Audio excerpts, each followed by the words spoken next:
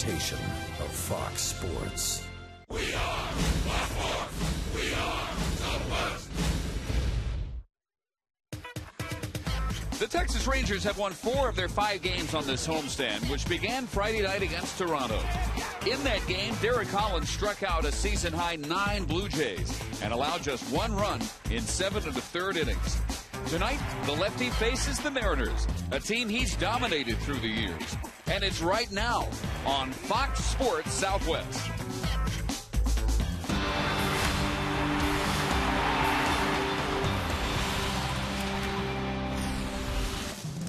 Final game of the series, final game of the homestand, and the rubber game between the Rangers and the Seattle Mariners, who gave the Rangers a 10-3 spanking last night. As bad a defeat as the Rangers have had, that's fresh on their mind as they get set to finish up this homestand and head west for the next week and a half. Right now, let's go down to the field and welcome Emily Jones.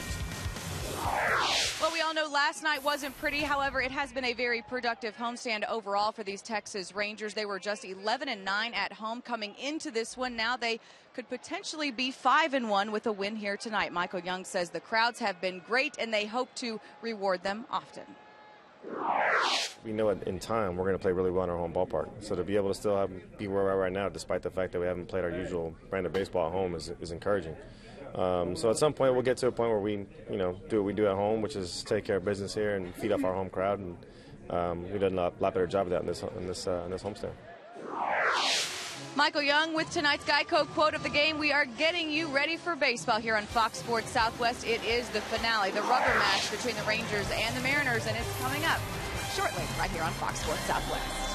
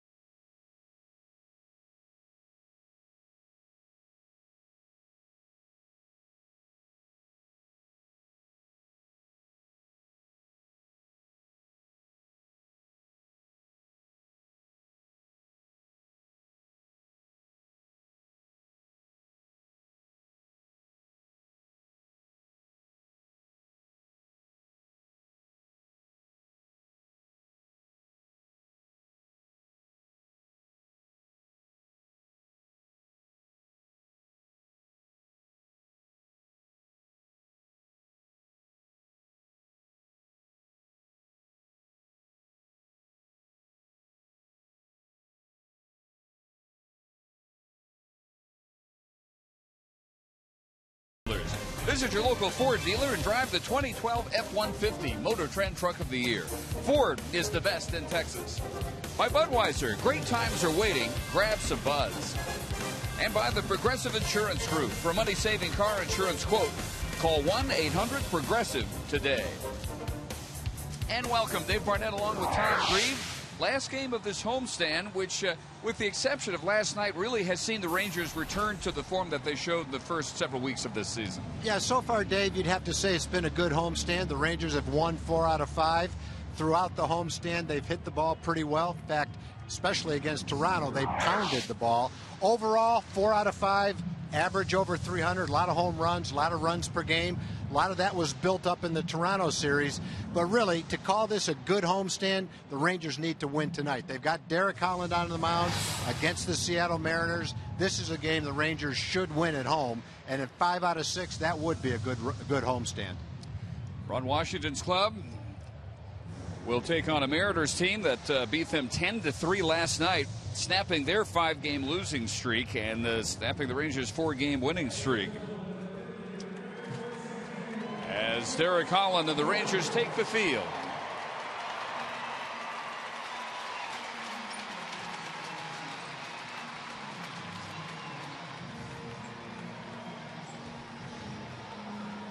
A clean-shaven Derek Holland. And here's the Seattle Mariners lineup tonight. It'll begin with Dustin Ackley leading off at second base.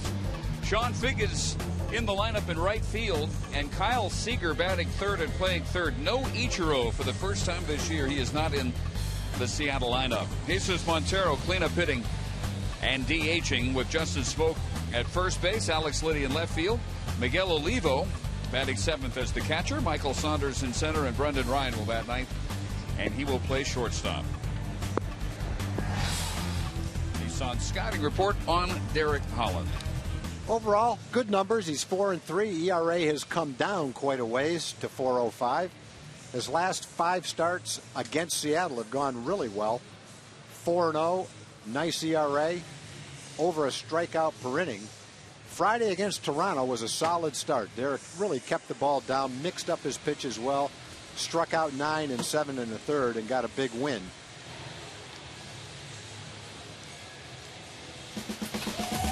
Rangers defense today. Outfield of David Murphy, Josh Hamilton, and Nelson Cruz. Michael Young at third, Alberto Gonzalez at short, with Ian Kinsler at second, Mitch Moreland at first, and Mike Napoli catching. Off day for Elvis Andrus, and a day at DH for Adrian Beltre. There's Jim Wolf. He's behind home plate today. Darrell Cousins at first, Ron Kulpa at second, and DJ Rayburn will umpire at third. Rangers with a 5.5-game lead on the finally hot Los Angeles Angels, who have won 8 straight games. As they go into the final game of their series against the Yankees, throwing Irvin Santana against Ivan Nova tonight. So here's Dustin Ackley. And the first pitch is lofted out to left center field. And Hamilton with the shades is under it for a quick out.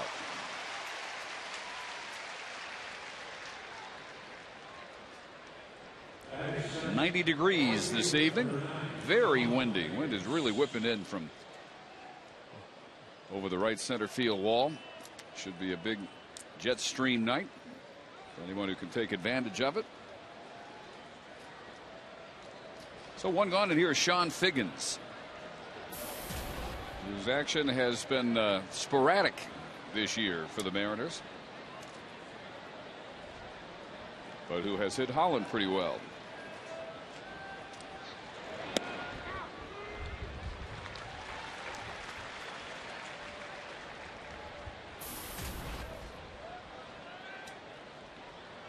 Figgins' offense has just withered away. Last year hit 188.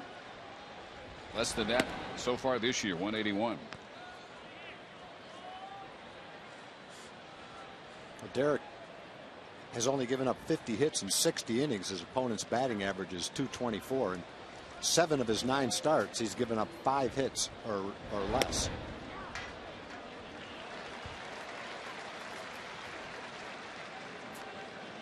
Got burned by the home run ball in Houston a couple of starts ago.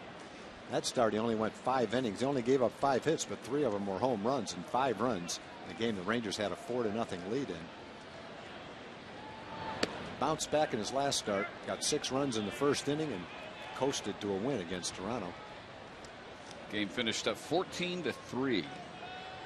He went 7 1/3, 2 runs on 5 hits, a walk, and 9 strikeouts.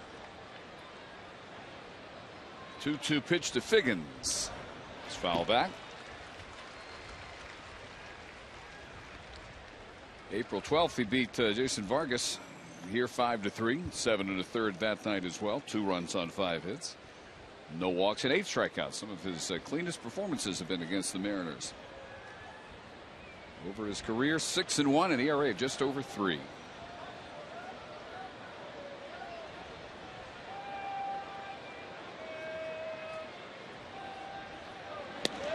The curve gets Figgins looking out, number 2.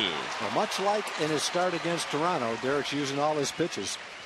Not just a fastball pitcher, threw Figgins a changeup, and then a nice curveball that he dropped right on the outside corner for strike 3.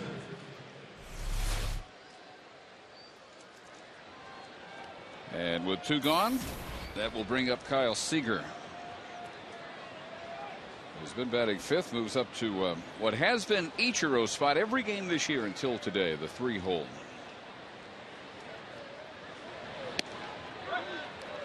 Seager, a good day yesterday, 3 for 5, including 2 doubles. Unfamiliar territory for Ichiro. The bench.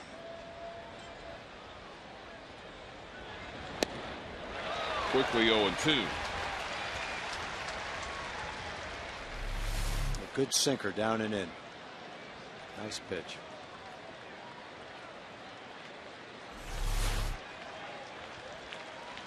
Seager snapping a 2 for 28 slump with his 3 hits last night. Their RBI leader with 26. And he looks at strike 3. A very impressive 1-2-3 first inning on 10 pitches, 8 strikes for Derek Holland.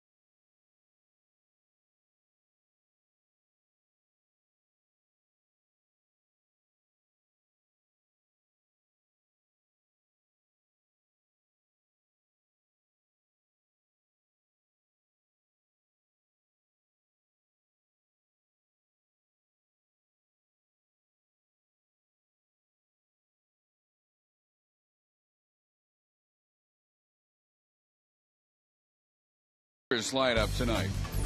With a record of 31-19, Ian Kinsley leads off at second base. Michael Young batting second and playing third, with Josh Hamilton in center field. Adrian Beltre hitting cleanup as the DH. David Murphy in left. Nelson Cruz in right. Mike Napoli batting seventh and catching, with Mitch Moreland at first batting eighth. And Alberto Gonzalez will hit ninth and play shortstop against Blake Bevan. Well, Bevan's had 9 starts. ERA's pretty solid. Losing record. Giving up 1 home run in 7 of 9 starts. 3 career starts versus the Rangers have gone nicely. 1 and 2 doesn't look good, but a 1.71 ERA does.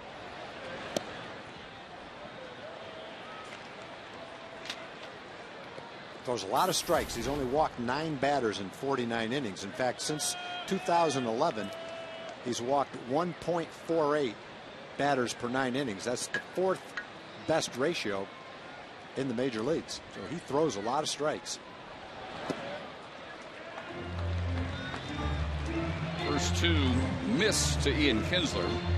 Bevan coming off a no decision but a quality start Friday against the Angels. 7 innings, 3 runs on 5 hits.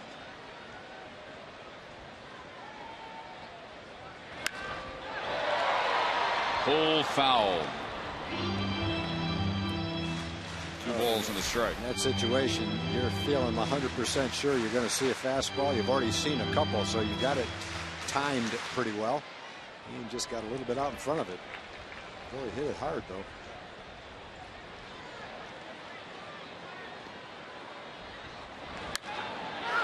Lifts this one out to center field. Michael Saunders in and over a few steps for the first out.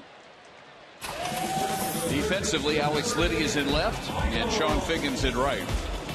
With an infield of Seager, Ryan Ackley Smoke, and Miguel Olivo doing the catching.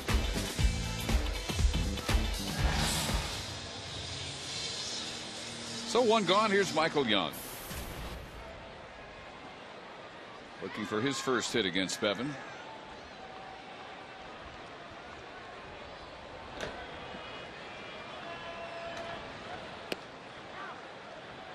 First pitch in for a strike. Michael, last 5 games has picked up the pace. 364.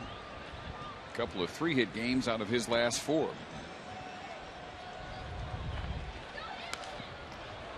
And it's 0-2. I think Bevan's first 3 starts were all quality. Last 5 starts, ERA is about 5.5. One of his losses was Philip Humber's perfect game on April 21st. And a slow roller. Ackley from second makes the play for out number 2.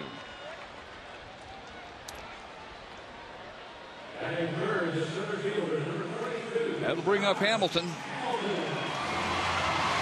Josh last night homering for the 3rd time in his last 4 games. He drove in the Ranger runs and got his numbers up to 21 homers, 56 runs batted in. He is the 6th player since RBIs were officially made part of baseball statistics in 1920. Just the 6th player to have those numbers, 21 homers, 56 RBIs, in a team's first 50 games in the season. Seems like every day we're finding more results of historical research to find precedents for the season Josh Hamilton is having this year. And he hits that one high and not deep to left field. Liddy is in a few steps. And Blake Bevan matches Derek Collins 1-2-3 first.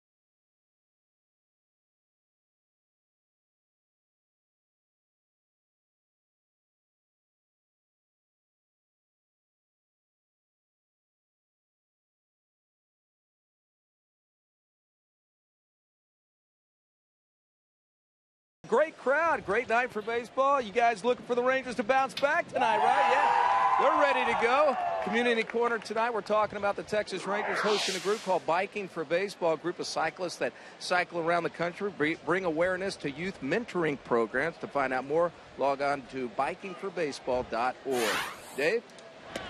First pitch swung on and missed by Jesus Montero, the cleanup hitting DH. 0 for 5 last night, 2 for 4 Monday. Fired in January from the Yankees in the Michael Pineda trade.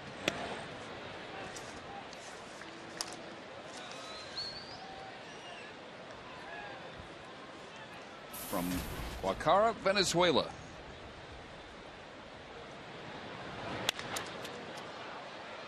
And looped into shallow right field. That falls for a base hit in front of Nelson Cruz, and the first base runner of the game is Montero. He hit a curveball right off the end of the bat. Just blooped it in front of Nelly. Batting fifth to the first baseman, number 17, Justin Smoke.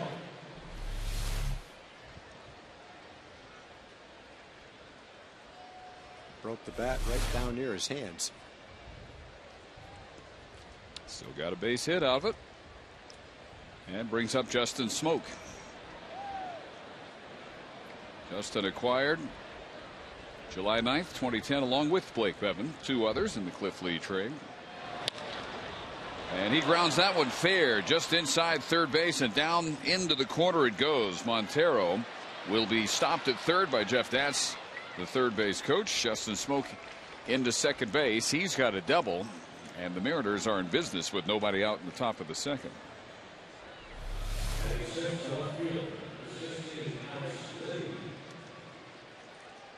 Not much you can do about that one.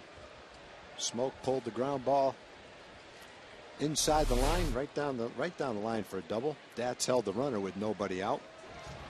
Oh, Derek's got his hands full right here, trying to pitch out of this jam in the second inning.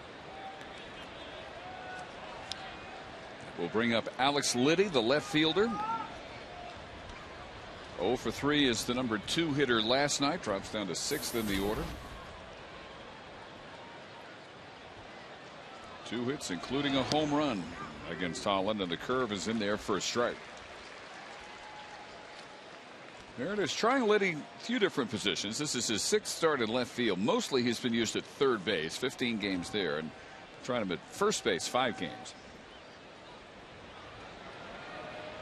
And occasionally he will show you his lack of experience at a certain position. He's completely lost in Seattle at a fly ball in left field that got past him, went to the wall. They see potential in him. And he bounces it to first base, and that will be Moreland's play unassisted, with Montero holding on at third. Yeah, Mitch really wasn't playing in, but there was nothing Montero could do about it. Mitch was just getting ready to load up and fire home if Montero decided he wanted to score. You can see Mitch is behind the bag. Montero starts but thinks better of it, especially with nobody out. You know, there's one big out with second and third and nobody out. We'll bring up Miguel Olivo, the catcher, hitting just 189 on the season.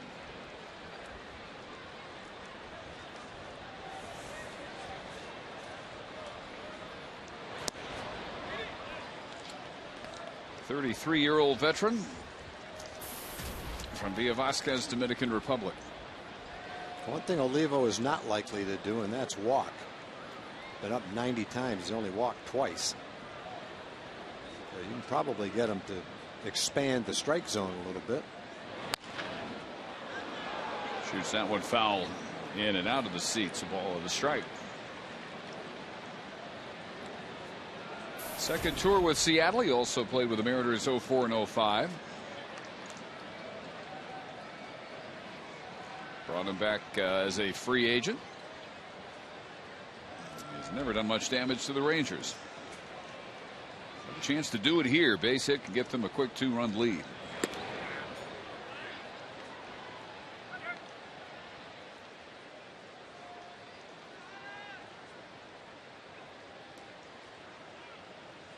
Returned to the Mariners after 6 years away last year. led the Mariners in homers and RBIs. First catcher ever to do that. He had 19 homers, drove in 62 runs. The 2-1 pitch from Holland. Inside, and it's 3 balls and a strike.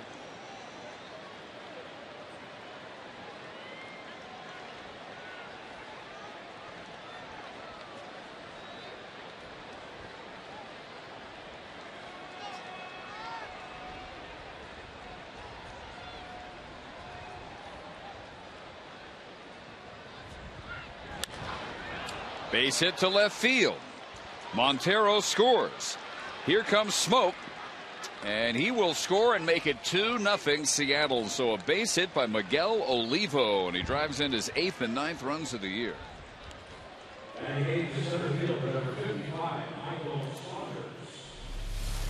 He's behind in the count. It throws him a curveball, it looked like, but it stayed up.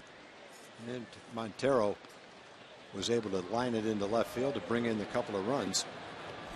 Throw that pitch in the dirt, Montero might have swung at it anyway, but it stayed up. Olivo, sorry, stayed up just long enough, high enough for him to get the bat on it and line it into left field. Montero scored the run, one of the 2 runs. Brings up Michael Saunders with 1 out. Olivo at first, the 2 runs in. Saunders a good day yesterday, 3 hits, 5 trips, and scored a run. He has become the regular center fielder as Franklin Gutierrez remains on the disabled list where he's been all year with a torn pectoral muscle. Hoping maybe in a few weeks he may be able to resume baseball activities. Just outside 2 balls and no strikes.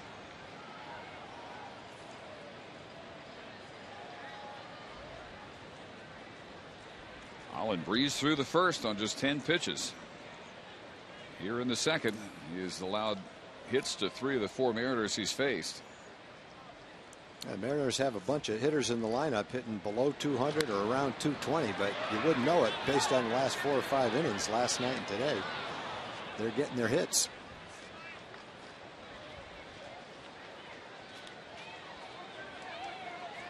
Eric Wedge's team last in the West, 10 games behind the Rangers with a record of 22-30.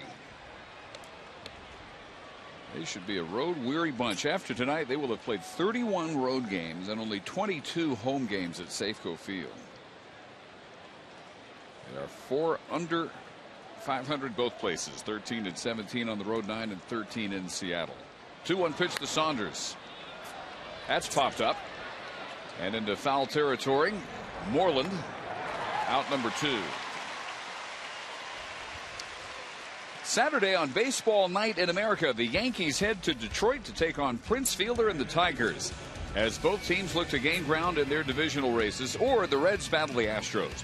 Baseball Night in America telecast presented by Budweiser begins Saturday at 6 p.m. Central only on Fox. Check local listings for the games and the start time in your area. 2 outs. Olivo still at first, and here is the shortstop Brandon Ryan.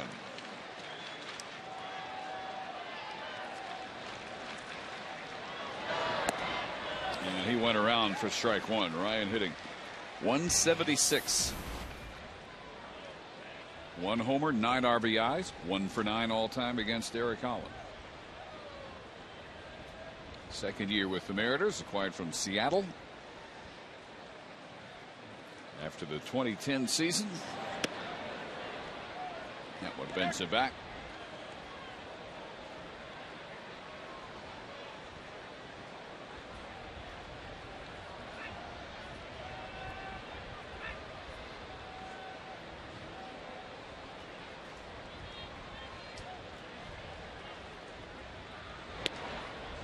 Two balls and a strike.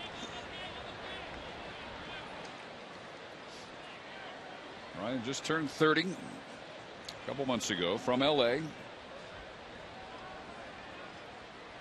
He and Dustin Ackley have been a good double play combination.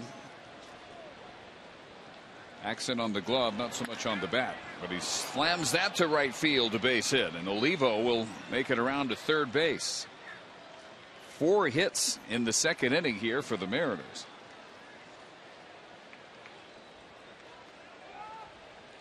And That will bring Holland back to the top of the order, and Ackley.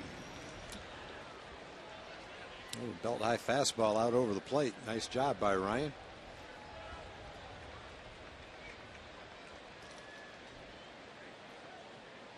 So, runners on the corners for Ackley, who flied to center on the first pitch of the game. Yeah, need to get out of the inning right here.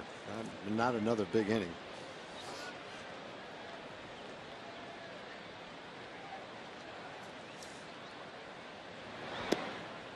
And the curve is a strike, 20th pitch of the inning. Ackley. But I was just going to say, Dave, better location with that curveball. He kept it down and away from the middle of the plate.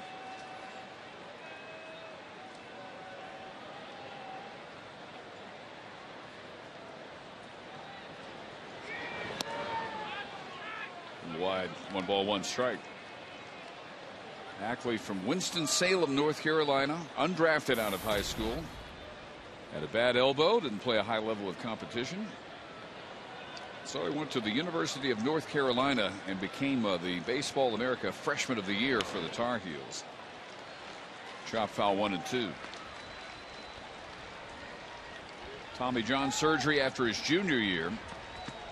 He originally had injured it as a pitcher his senior year in high school. Was drafted 2nd overall in the 2009 draft as the Tar Heels career batting leader at .412. 1-2 pitch from Holland is line foul. And the Mariners have had some good swings here in the second against Derek. That Derek was really sharp in the first inning. Not quite as sharp. A couple of the balls weren't hit all that hard, but still has gotten a couple of balls up this inning. Needs to get out of it right here, though. Make it a 2-run game, nothing more.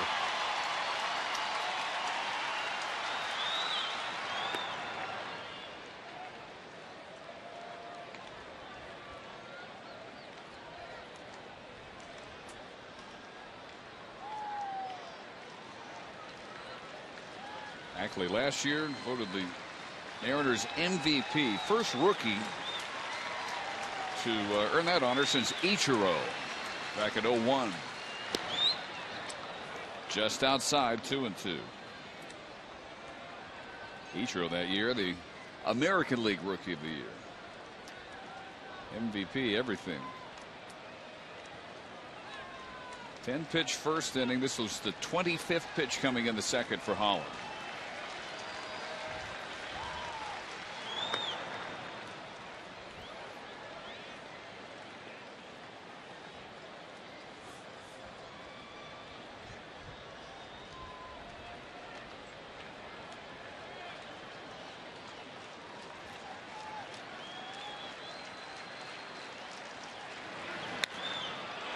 And that is hammered down the right field line and gone. A 3-run home run for Dustin Ackley. It's a 5-run second inning for the Seattle Mariners.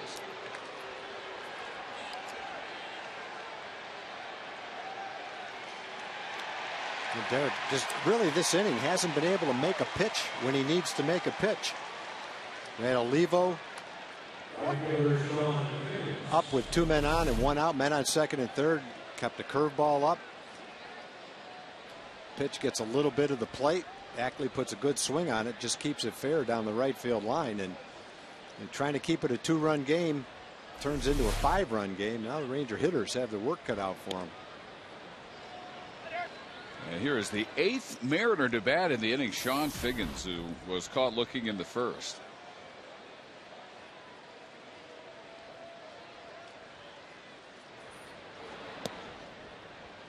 Low. 2 balls, no strikes. 377 feet on Ackley's 4th homer of the year.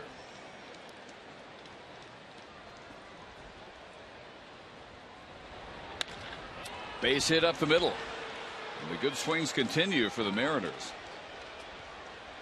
If Derek is throwing well, then the Mariners don't hit the ball like this against him. And Derek should be able to dominate the bottom of their order. So time for a Mike Maddox chat. The Mariners will bat around here in the second.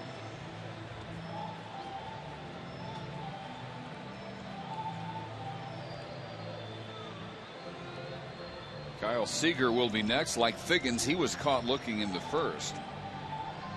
Second time Holland sees Figgins, though he falls behind 2-0, then comes in with a very hittable pitch. Just driven up the middle.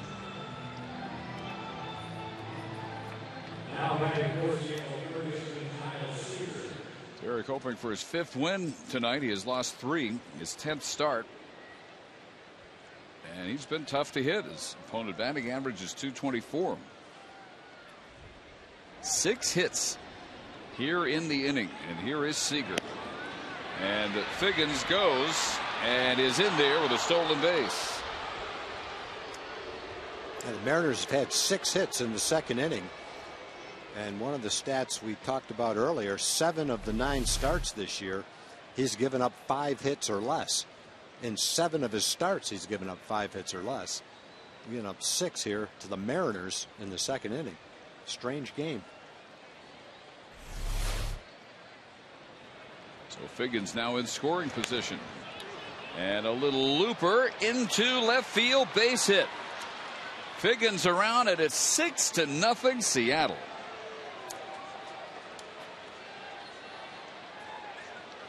Some hits louder than others, but the runs just keep coming here in the second inning.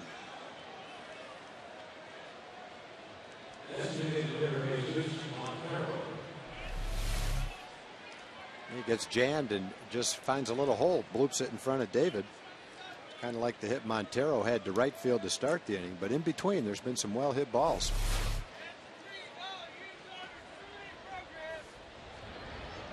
This equals the biggest inning of the season for the Seattle Ball Club, which they also had in the 8th inning last night. 12 runs in their last 4 innings with these 2 6-run outbursts. So here's the man who started it, Montero.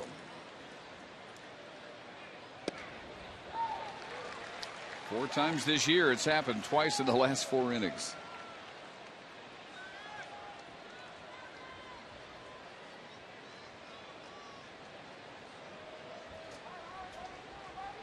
Last night they rolled up the offense against Alexio Gondo and Mike Adams.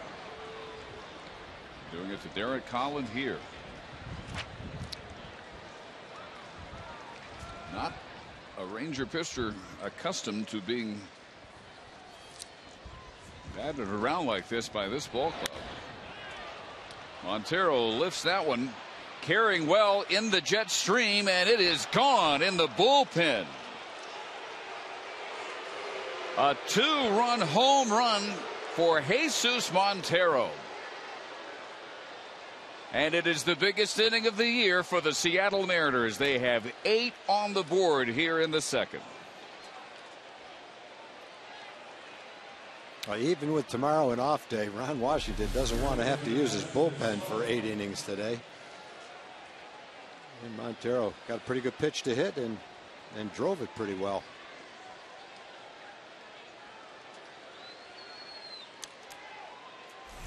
Not that many people have taken advantage of the jet stream that's been there pretty much every game in this homestand, but Montero sure did there. His 7th home run. RBIs 24 and 25. Here is Smoke. One of those innings you just try to get out of the inning, rest on the bench, and then come back and at least put up 3 or 4 innings of zeros, stay in the game and save the bullpen. That really is the task at hand right now. Nothing you can do about the 8 runs. But what you can do is bear down and throw 3 or 4 innings so that the bullpen doesn't have to throw 7 innings. That's one of the keys right now. Saw Matt Harrison do that early in the year. Yu Darvish did it in his first start. And it's really important for Derek to try to do that right now. Yoshinori Tateyama, meanwhile, begins to throw. Home run by Montero, 384 feet. 2 balls and a strike to Smoke, who doubled earlier in the inning. 3-1. Well, this is now a 36 pitch inning. Could not have a bigger contrast between the first and the second. 1, 2, 3 on 10 pitches in the first. This same Seattle team.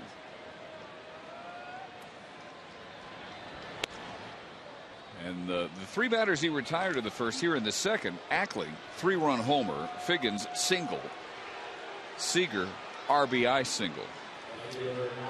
And with the walk to Smoke, he now has his first base on balls. 8 runs on 8 hits and now a walk. Posted an inning since last September 19th. They had 9 in the third against the Indians. Alex Liddy grounded to first with men at second and third. And at that point, the inning presented some hope. Olivo was going to be next. He was just 189. But his 2-run single really started the ball rolling downhill as far as this inning is concerned for Holland. He then got Saunders to foul out. Since then, a Ryan single, Ackley 3-run homer, Figgins single, Seager RBI single, Montero the 2-run homer, and now the walk to Smoke.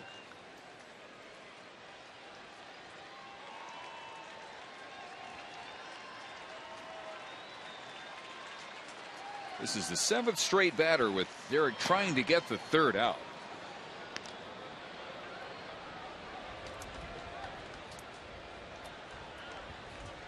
Has to be battling some shell shock at this point. It's kind of a lot different than the 8th inning last night, but in ways it's similar. Just couldn't get an out. It just kept getting worse and worse, batter after batter. Unfortunately, that's what's happening right here. You know, Wash right now obviously knows that Derek is struggling. He wants him to get through the inning, hoping that he can get through several more innings so he doesn't have to use the bullpen. Even with an off day tomorrow, you don't want to go into Anaheim with guys having to pitch 7 innings today, but I don't think he's got a choice now. That will do it. His 41st pitch of the inning, 51st pitch of the 2-inning outing. Results in a 4-pitch walk, his 2nd straight walk. And Yoshi Tateyama will come in. And boy, the search for the 3rd out will continue here in the inning that wouldn't end.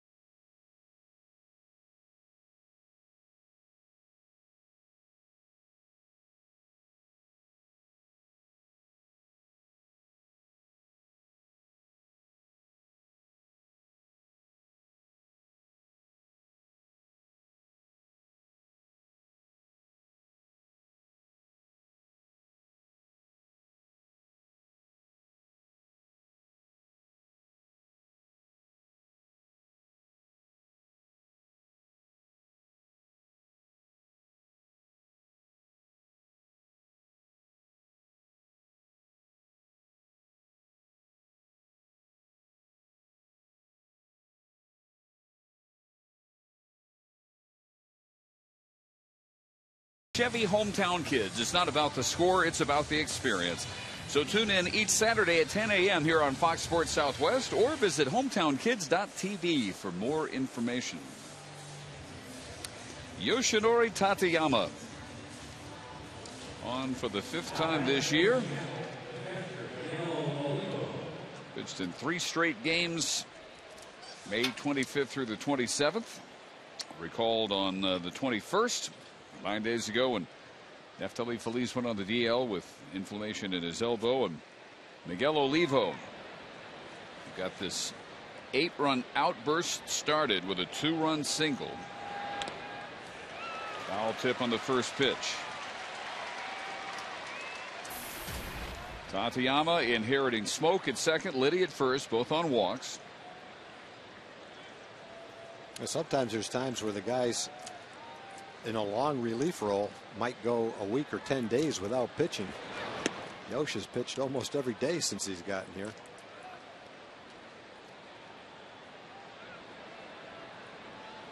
Went on the DL himself just before opening day with a low back muscle strain. Started the year at Round Rock.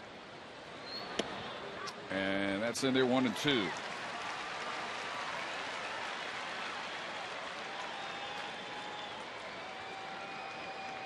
This is the 8th consecutive batter in which the Rangers have been looking for the 3rd out of the inning.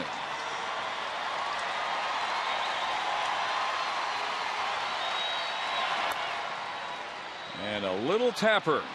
Kinsler charges, and at last there is the elusive 3rd out. Kind of inning you just don't associate with the Seattle Mariners. 8 runs on 8 hits.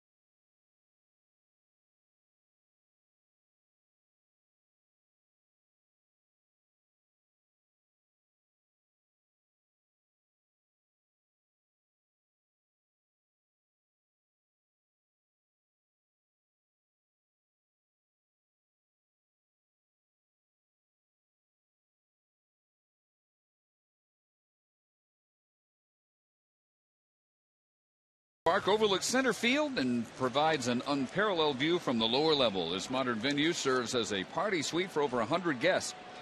And individual all-inclusive tickets are available for some games starting at only $75. Visit TexasRangers.com/batterseye for details. Worst inning of Derek Holland's career. He allows 8 runs on 8 hits, 2 walks. He leaves after an inning in 2/3 and 51 pitches, 41 of those in search of the 3rd out in the 2nd inning. 28 for strikes, and an enormous lead now that Blake Bevan takes into the bottom of the 2nd inning. I think that's the worst part about being a starting pitcher. When you're a position player, you can strike out 4 times in a game. You can hit in double plays. You can make the last out of a game with the game on the line. Whatever happens to you in a game, and then you get to come right back out the next day and forget about it. And starting pitcher with an off day, Derek will have 5 days before his next start. One good thing that I'm sure will break it up will be his work on the side, where goes back to the drawing board, tries to work on a couple of things to come back stronger in his next start. But in the meantime, that's not a good memory to have. 8 hits and 8 runs in 1 inning, and I think worse than that, just not getting out of the 2nd inning and forcing Wash to use the bullpen for as long as he has to. I think that's the part that will bother Derek the most. So Adrian Beltre tries to begin the Ranger comeback. They were retired on 9 pitches in order in the first. 8-game hitting streak for Beltre coming into this final game of the homestand, and it's 0-2. Hitting 8 straight in 18 of his last 19 games. He's driven in runs 10 of his last 19.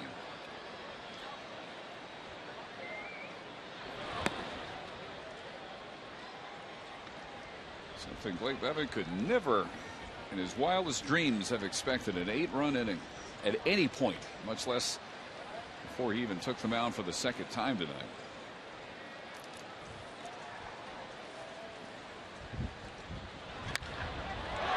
That's hit well to right field. Figgins is back on the track, and it bounces in front of the warning track, and it's a double for Beltre.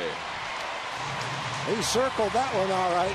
I think he thought that ball was going to carry a little bit better than he did. I think it was high enough to the wind, where the wind knocked it down. That sometimes you hit a ball to right center field and the jet stream will help it carry out, but right down the line like that, as high as it was, the wind knocked it down, didn't help it at all, and definitely fooled Figgins. Figgins went back expecting it to carry and fell about 10 feet in front of him.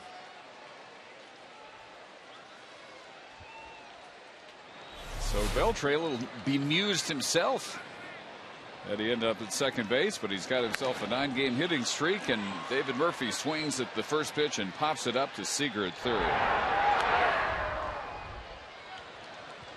Adrian Beltre safe at second, safe and secure in New York life.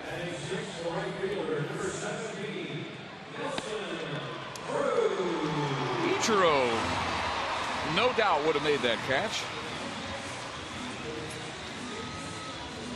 but his replacement didn't. And so with 1 out, Beltre remains in scoring position for Nelson Cruz. Yeah, if Ichiro's in the lineup, though, they probably don't have the 8-run inning. He hasn't been going very well. He probably would have been good for a couple outs in that inning.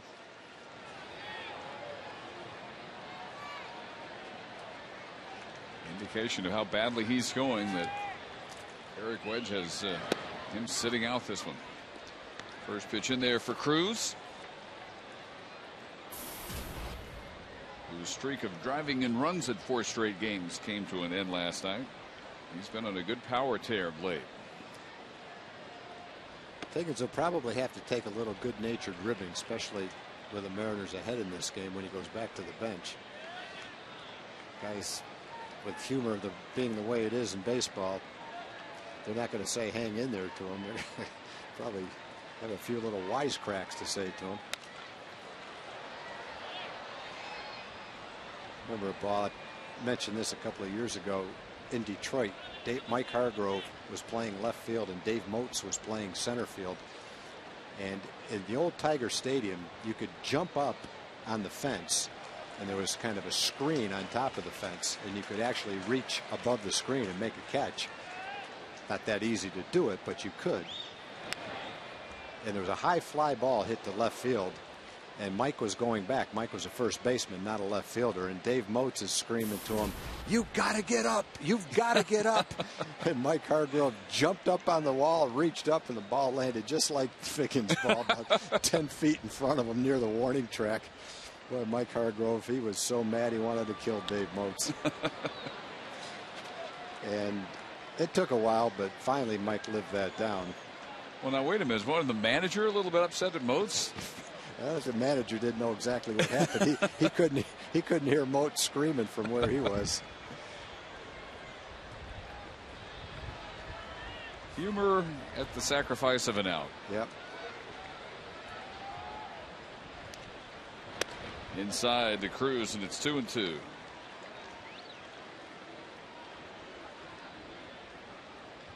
Tied for 5th in runs batted in. It's a pretty good RBI race, except for Josh Hamilton lapping the field.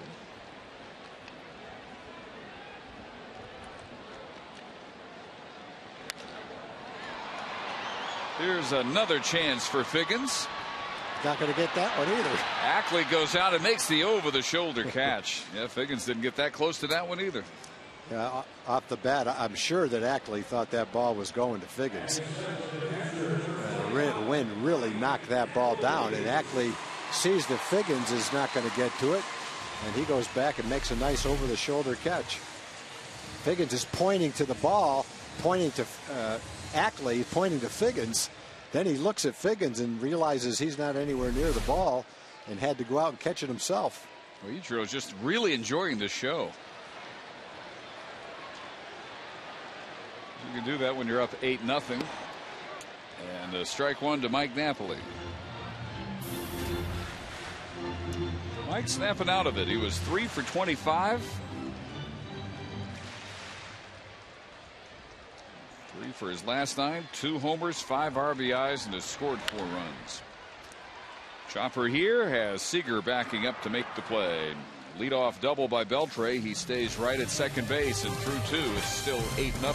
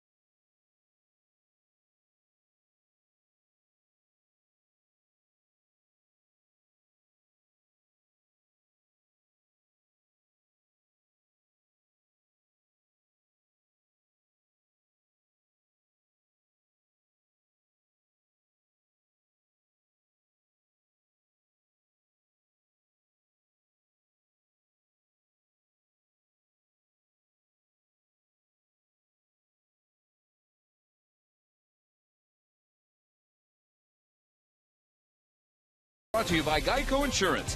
15 minutes could save you 15% on car insurance. Visit us at geico.com. By the all-new Mazda CX-5 with 35 highway MPG. And by Ace Cash Express, earning your trust since 1968. Third inning. And a rather shocking second inning, the story. 8 runs on 8 hits, chasing Derek Holland. Yoshinori Tateyama came in to get the last out. A ground out by Miguel Olivo. Something that it took the Rangers 8 batters to come up with. First pitch of the third is driven by Michael Saunders to the wall. And he will hang on at second with a leadoff double. A hitting display, the likes of which Seattle Mariners have not shown this year. It's a week's output for Seattle. Now, Seattle came into this series having been swept by the Angels at home. Hadn't scored a whole lot of runs in those 4 games. Didn't score much in the first game. Got a couple of runs against the Rangers in the opener of this series.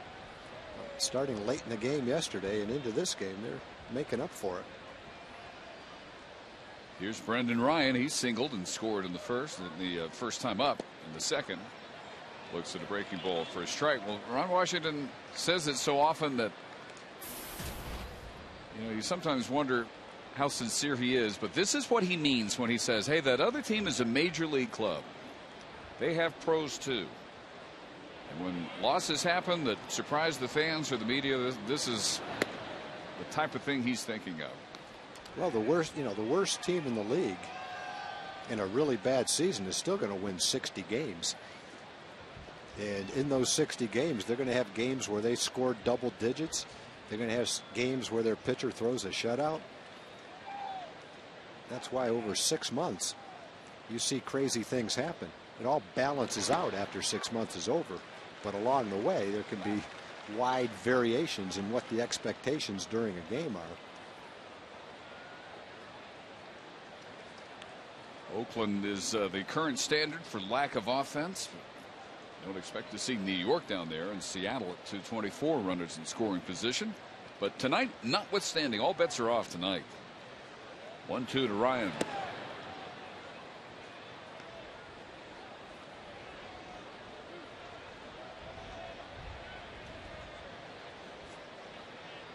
Three for 5 tonight with runners in scoring position.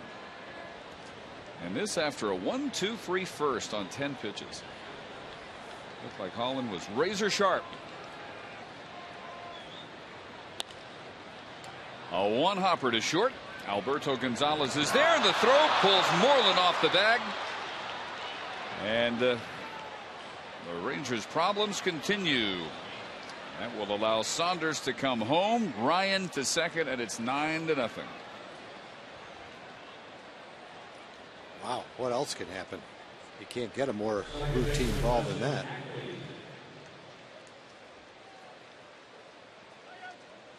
Even if Mitch makes that catch, he's not going to come down on the bag in time. So an E6 charge to Alberto. Still nobody out. Ryan at second base. Saunders home.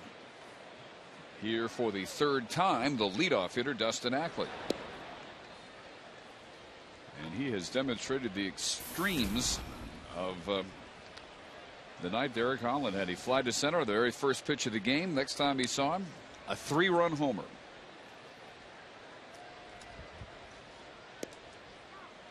You talk about how strange the game can be. Toronto comes into Texas and just gets blown away. The Rangers score run after run, pound the ball out of the ballpark. They go back home after that beating, and they're on the verge of beating Baltimore 3 straight times. Baltimore was in first place in the East, playing great baseball. Our Coors Light cold hard blast. Ackley with that Ichiro tendency to seem like he's already out of the batter's box. Line that one down the right field line, and then Jesus Montero put it out in the Ranger bullpen, a 2-run shot. That brought home 5 of their 8 in the second. And in addition to that Toronto situation, you talk about the Rangers in Seattle. Seattle gets swept 4, comes in here, plays a nice series. Rangers pound Toronto. Feel pretty good about the Seattle series, win the first game, and then crazy things start happening. I pop up.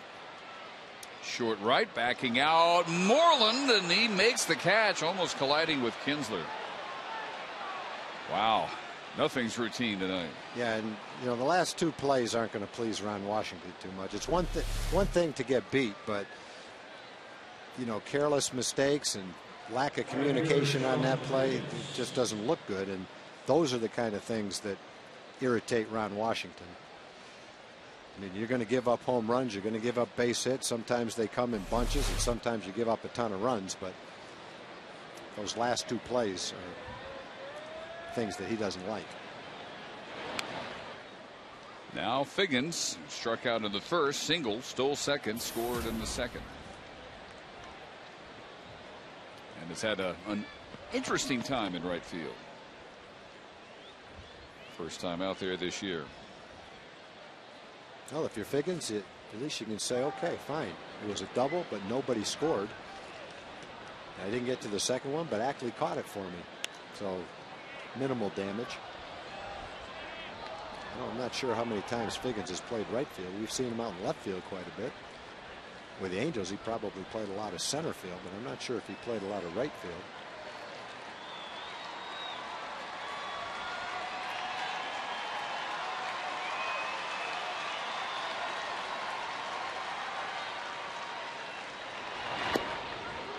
Just outside, a ball and 2 strikes.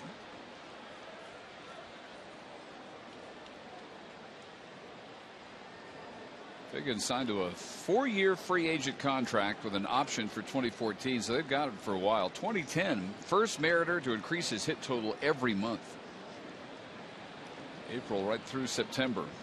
Last year 188. This year started the day at 181.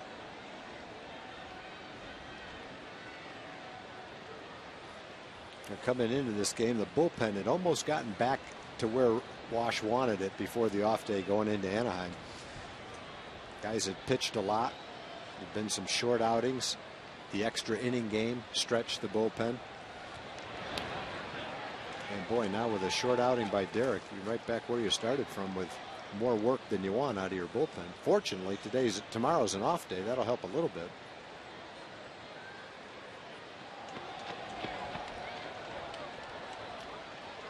Off day tomorrow, and then the first visit to Anaheim on Friday night will be Colby Lewis against Jerome Williams. Saturday, Yu Darvish and C.J. Wilson. Full count to Figgins.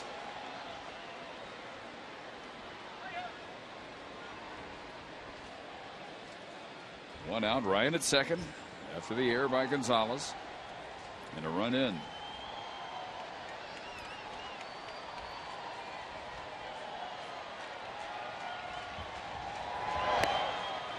Really what you don't want are walks at this point. A walk to Figgins. Here's Jim Knox. All right, thanks, Dave. Break this up a little bit. We got Tony Romo here. That's right, Cowboys quarterback threw out the first pitch. What was that like, Tony? It was fun. I got a chance to meet the guys downstairs, and a bunch of great guys that kind of make you feel very at ease when you're here. So it was cool.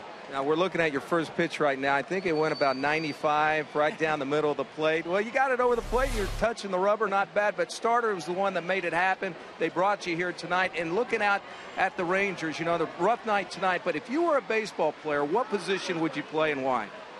Well, I think I'd want to play every day. So I'd probably want to be a shortstop, get a chance to make a few plays, and you got to move around quite a bit. I played that when I was younger. I wasn't very good, but it'd be enjoyable. There we go. All right, Tony, good seeing you. Appreciate the time, and a big Ranger fan, and enjoy the rest of the game. We got a comeback here. Need a comeback. There we go. Dave? Well, he achieved the goal of anybody who throws out the first pitch. He didn't bounce it. Now, you really didn't expect him, the way he walked right to the top of the mound, to have a problem throwing the first pitch. No, he did. I'm a little surprised he didn't say he wanted to be a pitcher. That arm of his. I guess he just likes the idea of playing every day rather than once every fifth day. He throws on the run like a shortstop.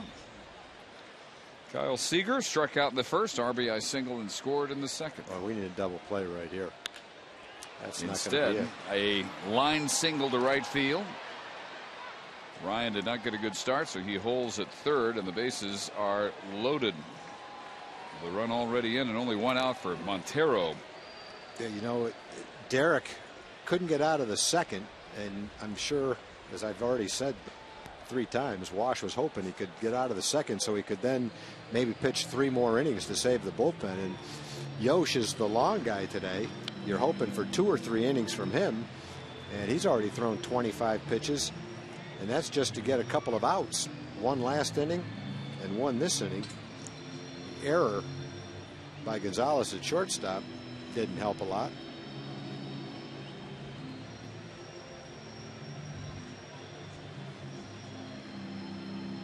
So still would love the double play. We'll see if he can get it from Montero, who started that second inning with a leadoff single and continued it with a 2-run homer.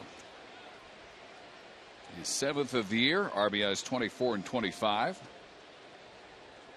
Puts him 2 RBIs behind their leader, Kyle Seager. Now at first, Figgins at second, Ryan at third.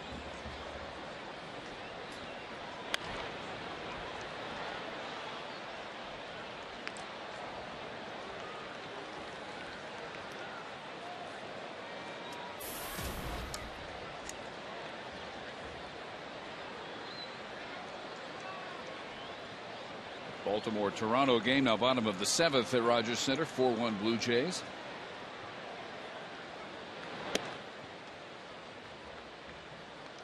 Top of the 7th in Boston. The Red Sox leading Detroit 4-3 behind John Lester. The Tampa Bay's already lost. If the Orioles lose and the Red Sox win, the Red Sox will only be 2.5 games out of first place. So it's funny how things have bunched up now in the American League East after what it looked like 2 weeks ago.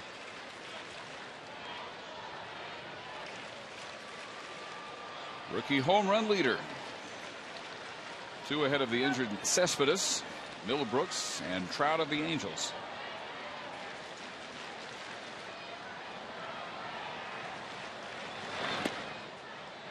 And Tateyama just not able to find the plate now. Yeah, it's not working for him right now. His off-speed pitches are what he can't get over the plate. He's thrown a couple of change-ups that have just stayed way outside to the left-hand hitters and having a hard time bringing that curveball back around into the strike zone. That's headed to the gap and off the wall.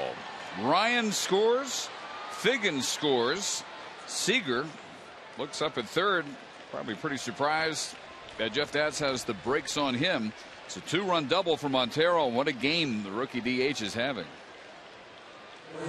3 for 3 with 4 runs batted in.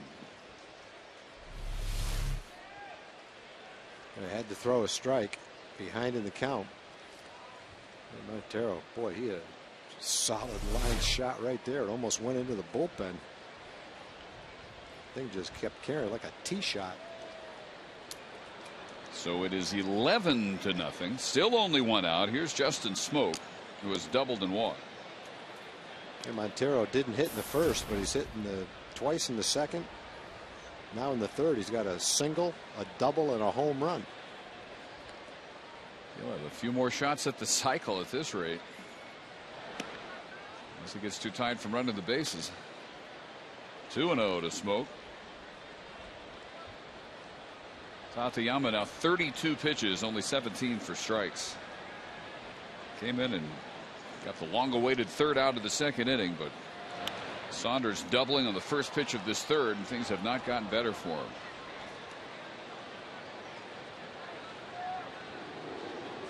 The Mariners, in the first 13 innings of this series, scored 4 runs. In the last 8 innings, they have scored 19, and this is their highest scoring game of the year. Through 2 1/3, a high drive, deep right field. Cruz on the track, in the bullpen.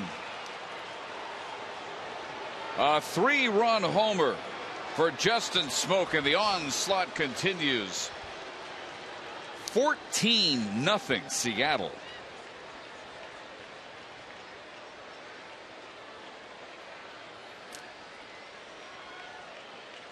Well, when you talk about strange things happening in baseball, you really don't expect them to be quite this strange. 14 runs in 2 innings. This is night gallery strange. This is something out of Rod Serling. Well, if you knew it was 14 runs in 2 innings, but you didn't know which team had the 14 runs before the game started, you wouldn't pick the Mariners. 398 feet for Smoke's 8th home run of the year.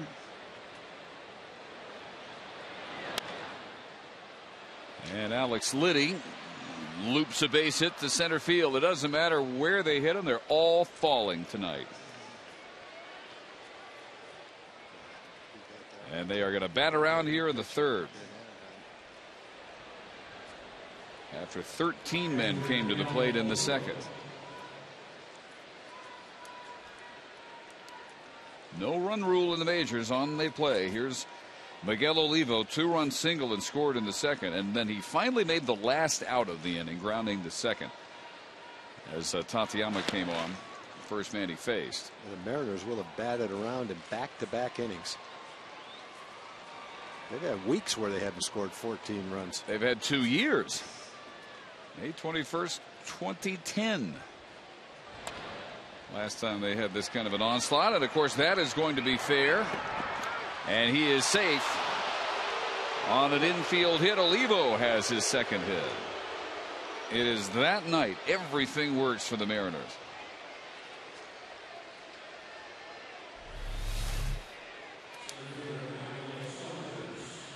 Nice play by Yosh, but just couldn't quite get it there in time.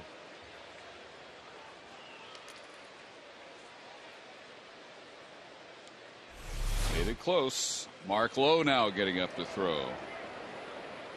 Well before you expect to see him, the former Mariner. And Yosh has thrown 38 pitches to get 2 outs. He should have had another out. Second hitter this inning hit a routine ground ball to shortstop.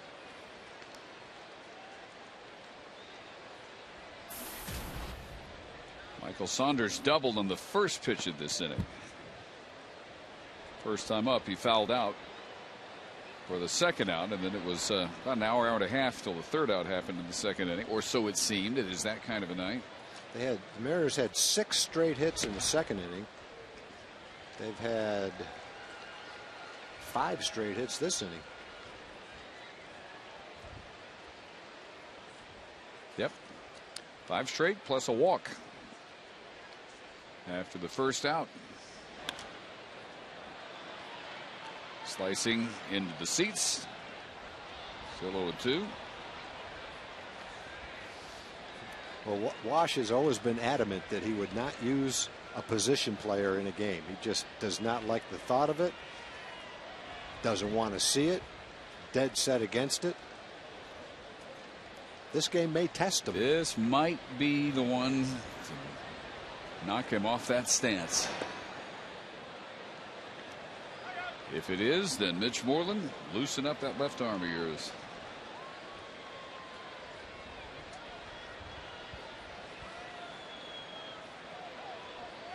It won't be early. It'll be the last inning, but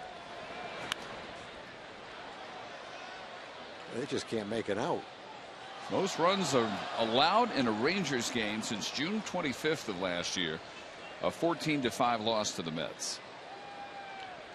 Most runs the Mariners have scored a couple of years. No end in sight with only 1 out still. Liddy at second, Olivo at first. And that one into right center field will fall for a hit. Liddy scores, Olivo being held at third. It's a double for Saunders, the same way he began this inning.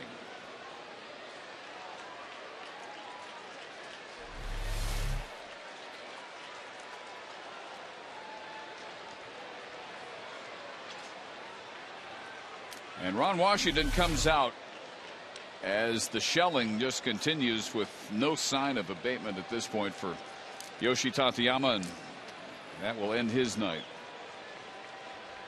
Derek Holland charged with the first 8 runs in his inning in 2/3. The last 7 plus the 2 in scoring position right now on Tateyama's ledger as Mark Lowe comes in, and we're only in the 3rd.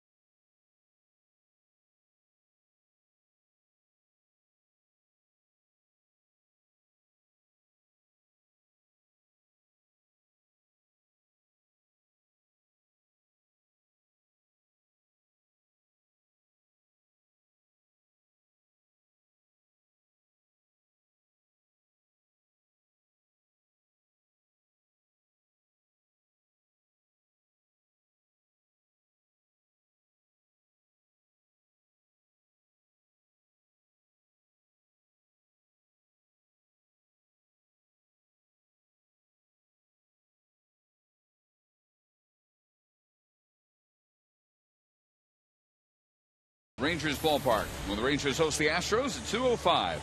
It's Coca-Cola Barbecue Apron Day for Dad and another Bluebell Ice Cream Sundae for kids. Reserve your seats while they're still available at TexasRangers.com or by calling 972-RANGERS. Most runs by Seattle since May 21st, 2010 when they beat the Padres 15-8. This is now 15-0, and on comes a former Mariner, Mark Lowe, on for the 18th time this year. This is way earlier in the game than Ron wanted to use Mark, that's for sure. Brendan Ryan batting for the second time in the inning. First time up, and he went around, says Darryl Cousins. First time up, he hit a routine grounder to short. Gonzalez's throw went over Moreland. Scored Saunders and started what is at this point a 7-run inning. This on top of the 8 runs they scored and chasing Derek Holland in the second.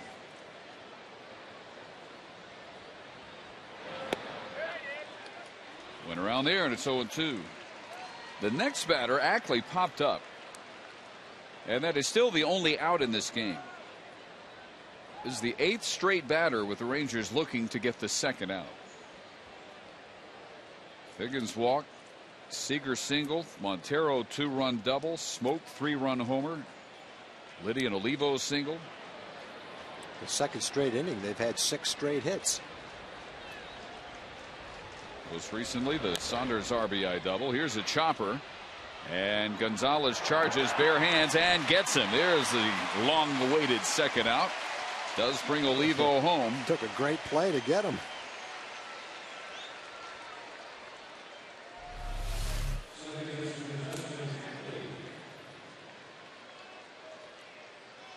Alberto made an error earlier in the inning, but he makes a beautiful play right there to get an out.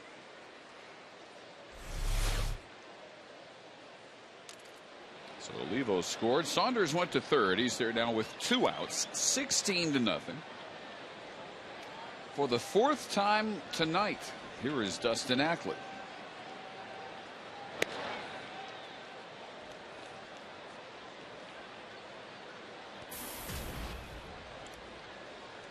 $16 runs on 15 hits for Seattle. No runs on a hit for the Rangers. Rangers have had 1 base runner. That was a Beltre double in the second. It's relatively rare to see a guy bat 4 times in 3 innings.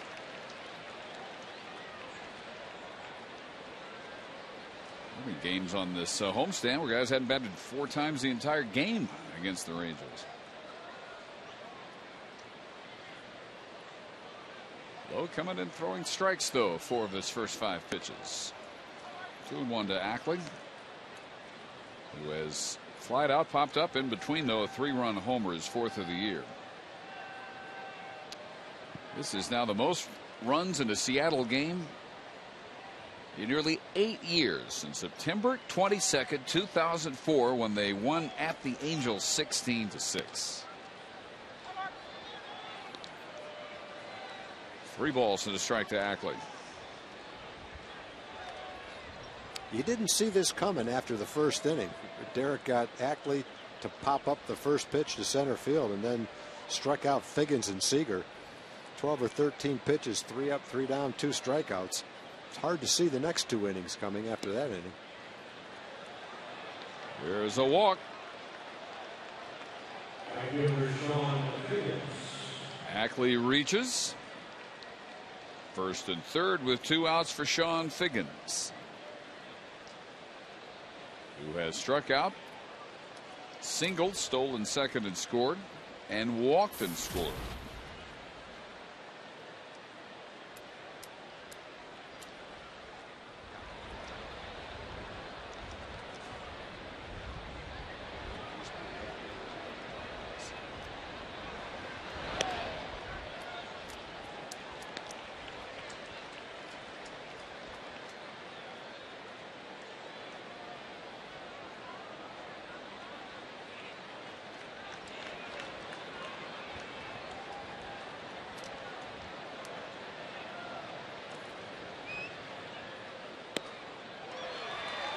0-2.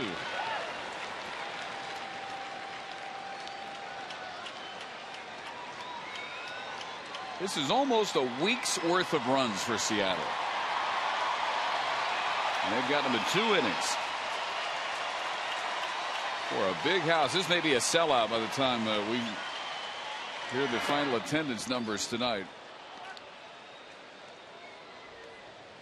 But a stunning first 3 at bats. And as Tom said, boy, you sure didn't see this coming. Holland could not have been sharper in the first inning. 10 pitches, all he needed. 8 strikes. Retired the side in order with 2 strikeouts. Then the roof caved in. The repair crew hasn't arrived yet. To center field, and Hamilton is under it. 8 runs in the second, 8 more in the third for the Mariners.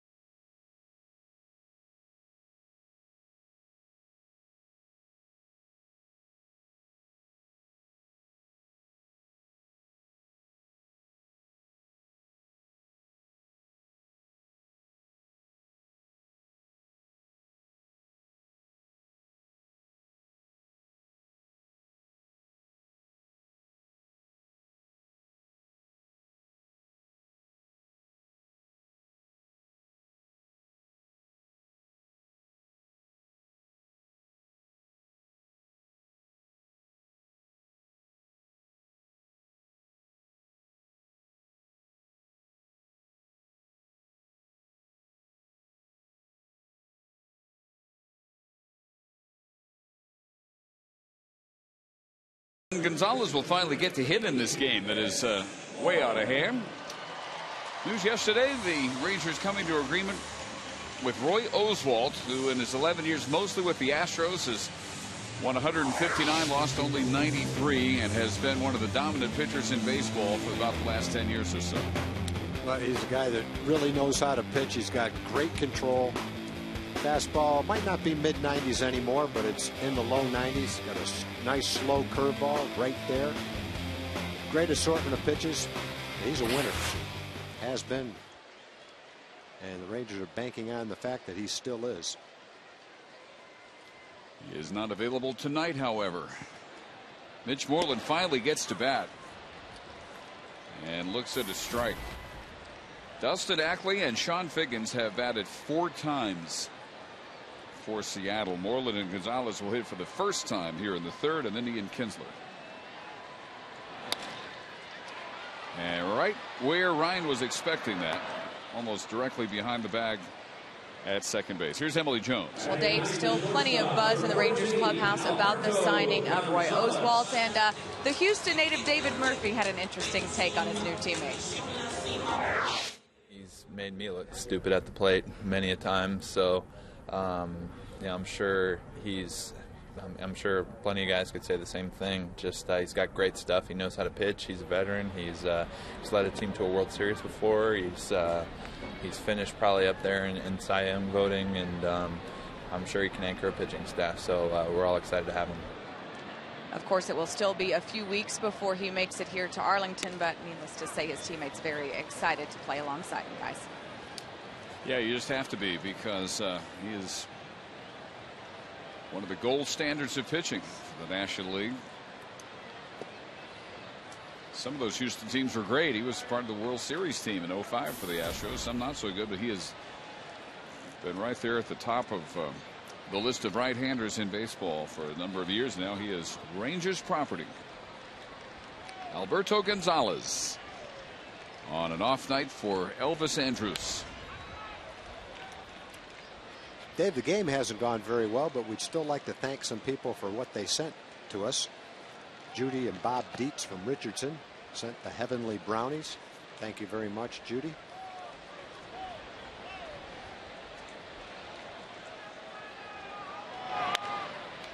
Hannah, Melissa, and Kevin Smiley from Grapevine, Texas sent the white chocolate chip brownies to celebrate Hannah's graduation from Colleyville Heritage. Congratulations on that.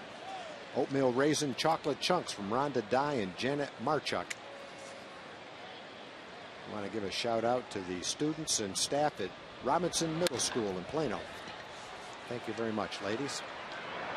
Another grounder handled by Ryan.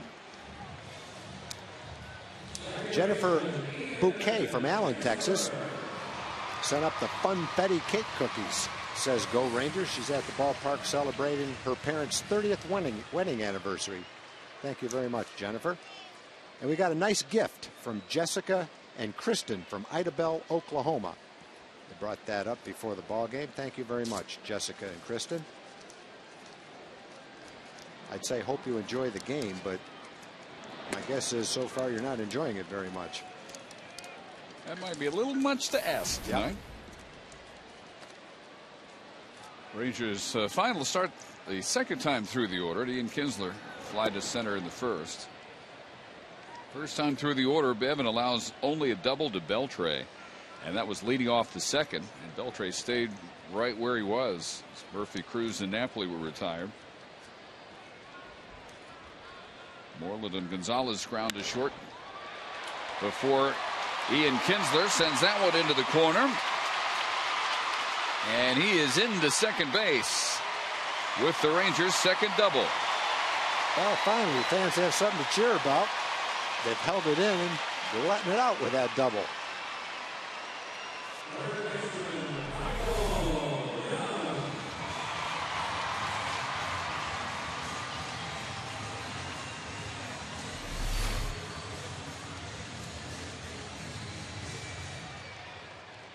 Two outs. Kinsler in scoring position for Young, who grounded to second in the first inning.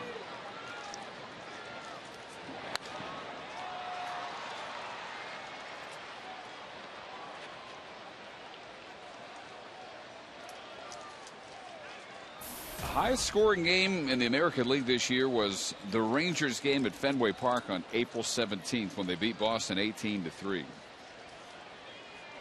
That is suddenly in range against the Rangers. This game only in the bottom of the third.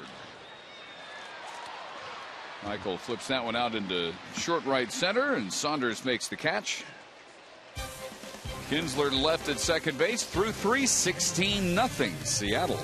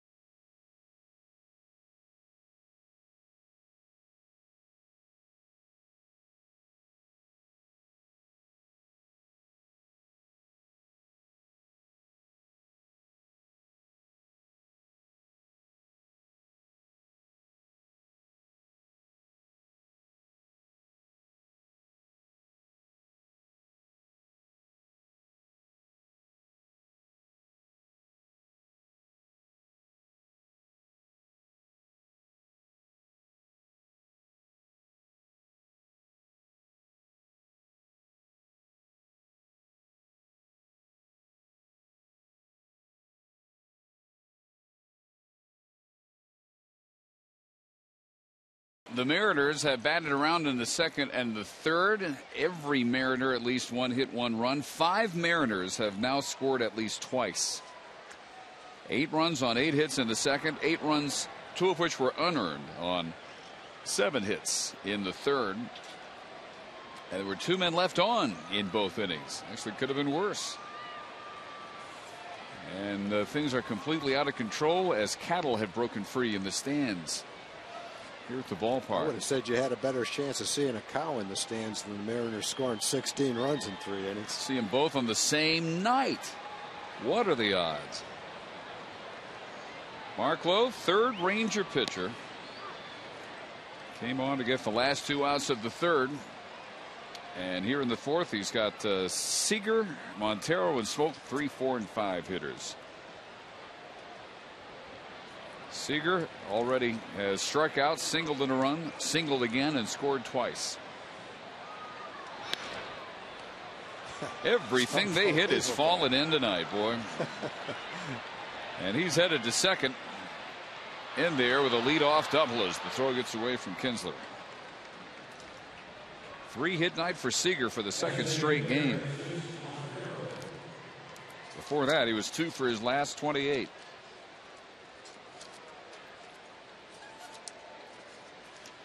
And if you think, well, the Mariners are going to ease off now. No. This is a team that is looking at a game like this as time to get your stats up and respectable.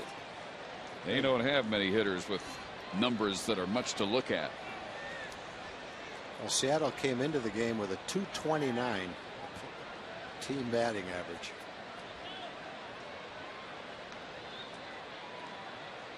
They're 13th in batting average, 10th in runs scored.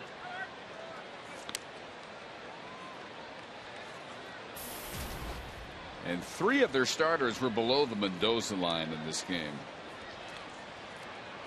Figgins at 181, Olivo at 189, and Ryan at 176. And that group has 4 hits among them.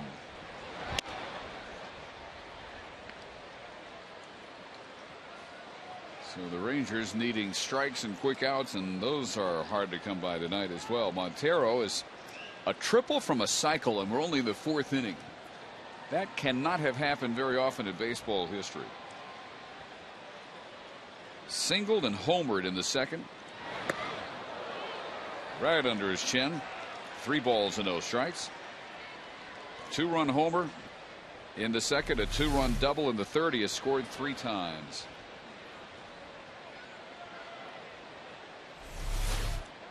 I still think one of the most unusual things to happen in a game was whatever it was 10 years ago when Fernando Tatis hit 2 grand slams off Chan Ho Park in the same inning.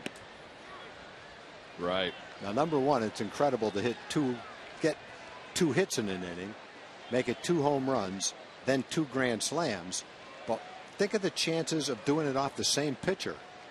If he gave up 2 grand slams in 1 inning, how many runs did he give up?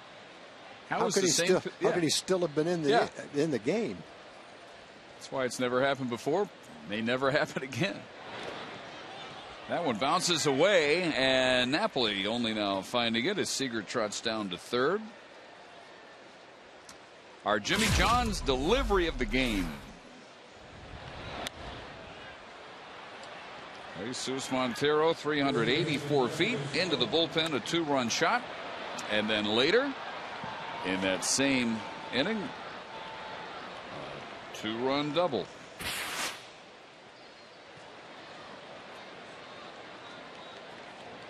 Actually, one was the second, one was the third. They're starting to run together. The homer was the second. The double was in the third for Montero. So he's reached for the 4th time. And here is Smoke, who has doubled, walked. And last time up, he slammed a 3-run homer. Smoke, one of 5 Mariners to have scored at least twice.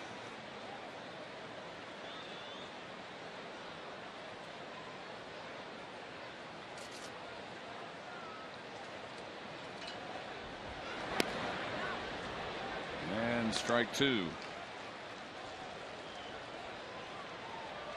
Derek Holland, after a 1-2-3 first, could not get the third out of the second inning. 51 pitches, 41 in the second.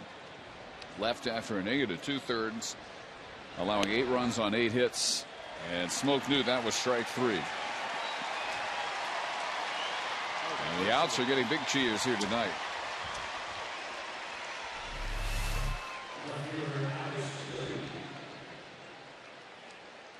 Yoshi Tateyama, in just 2/3 of an inning, charged with 8 runs, 2 of which were unearned, on 7 base hits and a walk. And now Mark Lowe.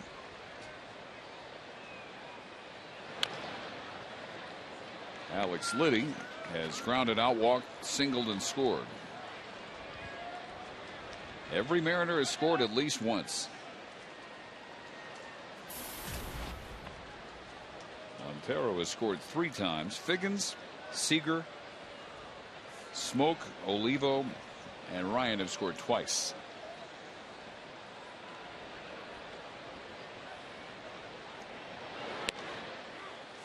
Most runs allowed by the Rangers since May 14th, 2010, in a 16-10 loss at Toronto.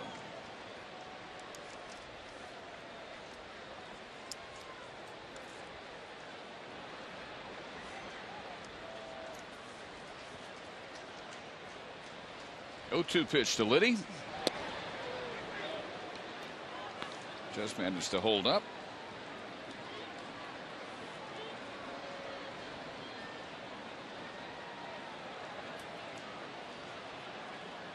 Mariners came into last night with a 5-game losing streak. Came up with a 10-3 win. Snapped the Rangers' 4-game winning streak.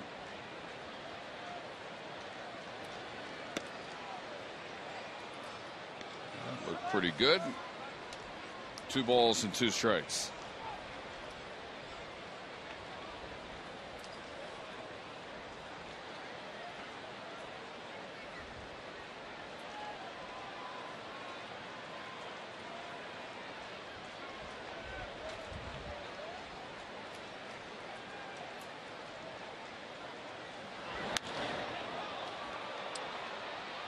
Out into left center field goes Hamilton.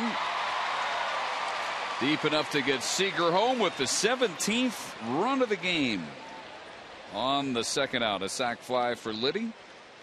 Drives in his 10th run of the year. And here's Emily. Well, guys, if you think it's going to be a late night for us, it's going to be an even later night for the Rangers grounds crew, because they are resodding the infield and the spots in the outfield where Elvis Andrus and Ian Kinsler spend most of their time. So a busy night for the grounds crew tonight. And just ironically enough, I got a letter from a viewer who watches us each and every night and has a great deal of respect and admiration for the job that the grounds crew does, and sent me a nice little story in honor of the grounds crew. So big props to those guys. They will be busy this evening. So big thanks to John Zephus of Garland, as he respects the work of the Rangers grounds crew, and so do we. Absolutely. Looks as good as an opening day from up here. Now, John has been a pen pal of mine for probably 10 or 12 years. He's an expert at writing baseball poetry, loves the Rangers, loves baseball in general, always has interesting questions to ask about the game, and poems to write about the players, about the manager, about the team. Always appreciate getting a letter from John. Glad to see you got one too, Em. Pretty big honor. Still don't have any cookies named after me. Well, John doesn't make cookies. He just writes poetry. Well, I was happy to be on the receiving end of one of his baseball poems.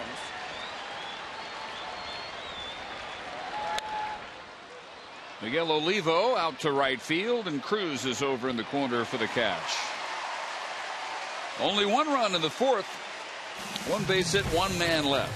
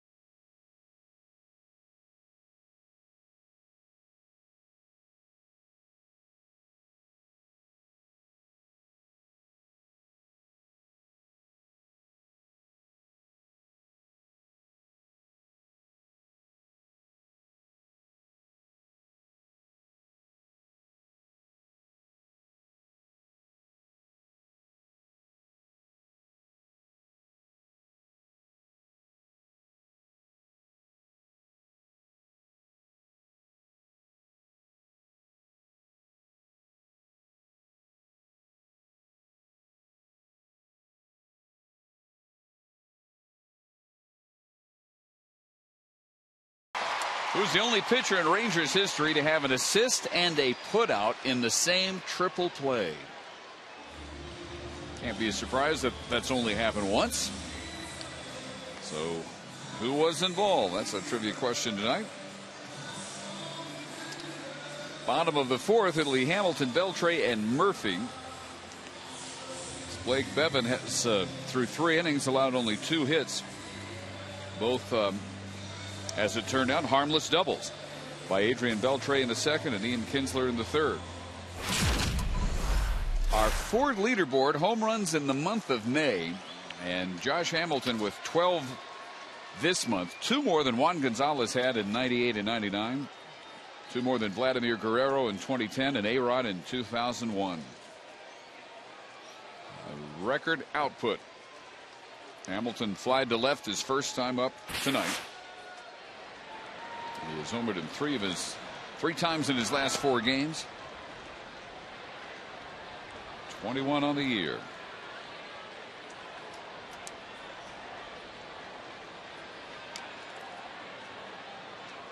It's the most in a 50-game start since Frank Howard in 1968. Hard ground ball. Justin Smoke handles it unassisted for the first out. Yeah, you got to say Blake Bevan has handled the distractions pretty well. He's had a couple of really long innings to sit in the dugout. It hasn't affected his command, hasn't affected his performance. Blake has been tough on the Rangers in his brief major league career. Tossed some really nice games against them.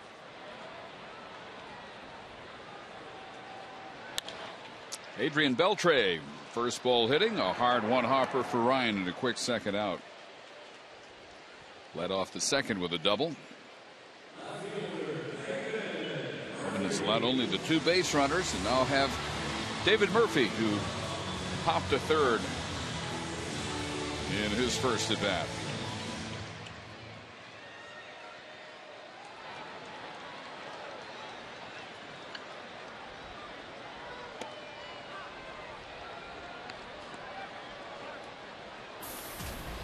.40 pitches now for Bevan, and 32 of them have been strikes. He's only had a couple of 2-ball counts, yet to go to 3 balls. 3 quick outs here. Murphy rolls to Ackley. Only 5 pitches to get through the bottom of the fourth.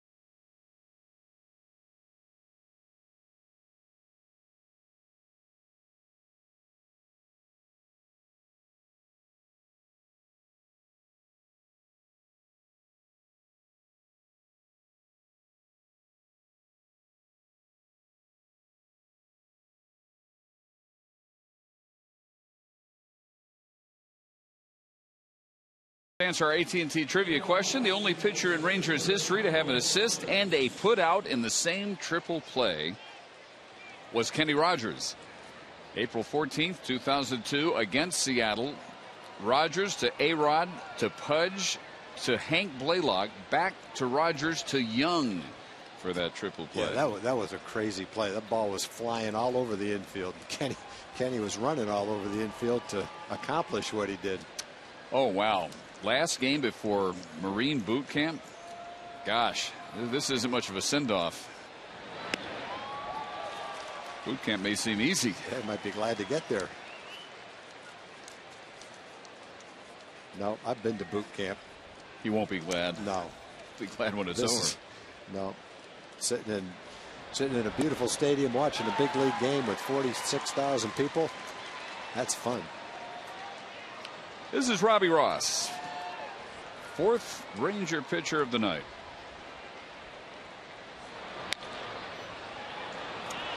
And the 17th Mariner base hit of the night. Well, he got ahead 0-2 and then hung a breaking ball. And the way the Mariners are swinging the bats tonight, you hang one, they're going to hit it hard and they're going to find a hole. Everything's fighting a hole in this game. Get it in the air, it's going to fall between outfielders or sail out. That's the 3rd hit for Saunders. 2 doubles, now a single. And here is Brendan Ryan, who is singled, reached on an air and grounded to short. Dave, we had one birthday wish that we didn't get to. James Nobles, our cameraman who cooked the barbecue for us the other day, has a birthday in his family. His daughter Catherine is 13 today, so happy birthday, Catherine.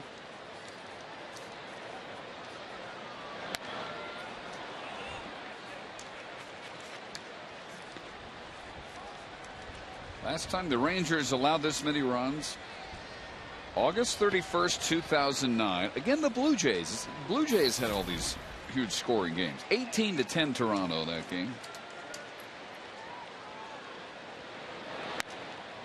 Last time the Mariners scored this many, 17 or more, September 30th of 2000 in a 21-9 win at the Angels.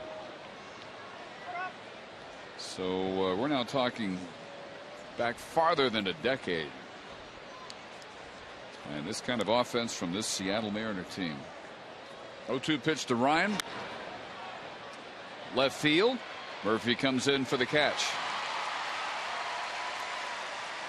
To celebrate 40 years of baseball in the Metroplex, Metro PCS and Southwest Airlines are offering a chance to win a trip for 4 to watch your home team play in Los Angeles. Register to win at metropcsflyaway.com. It does look like a packed house tonight at the ballpark, and this was a game right until the 2nd inning. Dustin Ackley contributing a 3-run homer in the 2nd.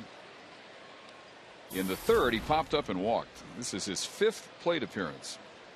Fly to center on the first pitch of the game. Looked like Derek Holland might be in for a good night instead of the highest scoring outing of his career, 8 runs in an inning and 2/3. Yoshi Tateyama, 8 runs in 2/3. Mark Lowe in his inning and 2/3, a run on a hit, 2 walks and a strikeout.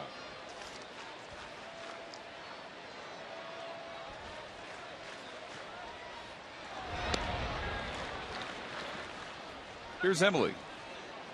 Well, guys, if you were wondering, the last time that someone scored 8 runs in back-to-back innings, well, it happened in May of 2001. The Cubs scored 8 innings in the 7th and the 8th against the Dodgers, and exactly 8 runs in each of those innings, so it has been done before.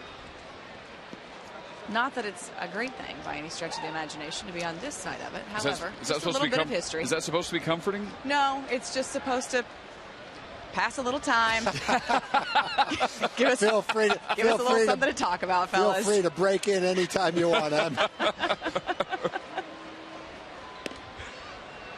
I've got much more gold for you guys coming up in the 7th and 8th. Well, don't wait that long. Called strike 3. Ackley is out number 2 here in the 5th.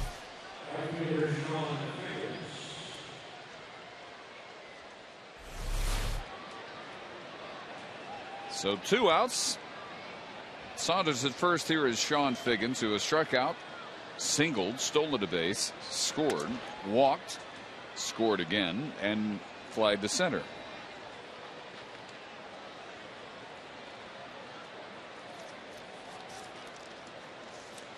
See, the score is not very good, but you can still have nachos and ice cream at the ballpark, and that's still fun. When you're really young, it is. When you're a little older, then it's not quite as much fun. Girlfriend probably broke up with him. Rangers are getting beat 17-0. Let's hope not. This is bad enough. Don't add to it.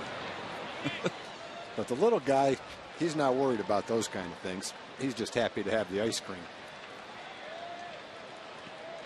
Oh, good. He bounced back. He was just daydreaming there. You get to finish my ice cream if you. Oh, now you get to throw it away for me.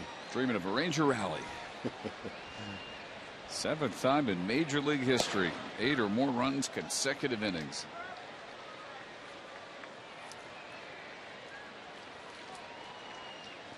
One and two.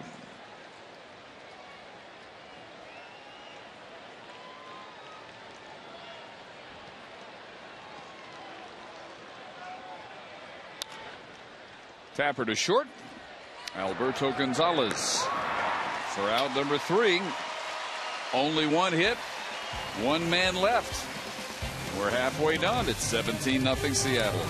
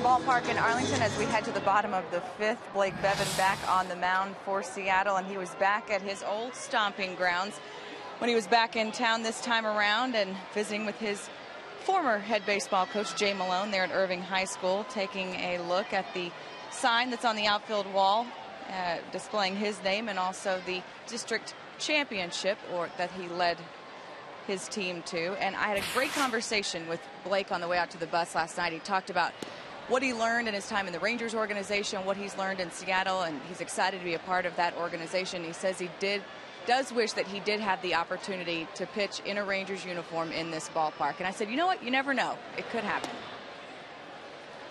He's young. Yeah, Blake's only 23 years old. First full season in the big leagues. He's got a good start to his career. Good solid pitcher. He throws quality pitches, throws strikes. Very seldom does he walk somebody. He's got a sneaky fastball. Nelson Cruz flies out to right center to Saunders. And back now to our Fox Sports Southwest studio, a Mazda CX-5 game break with Leslie McCaslin.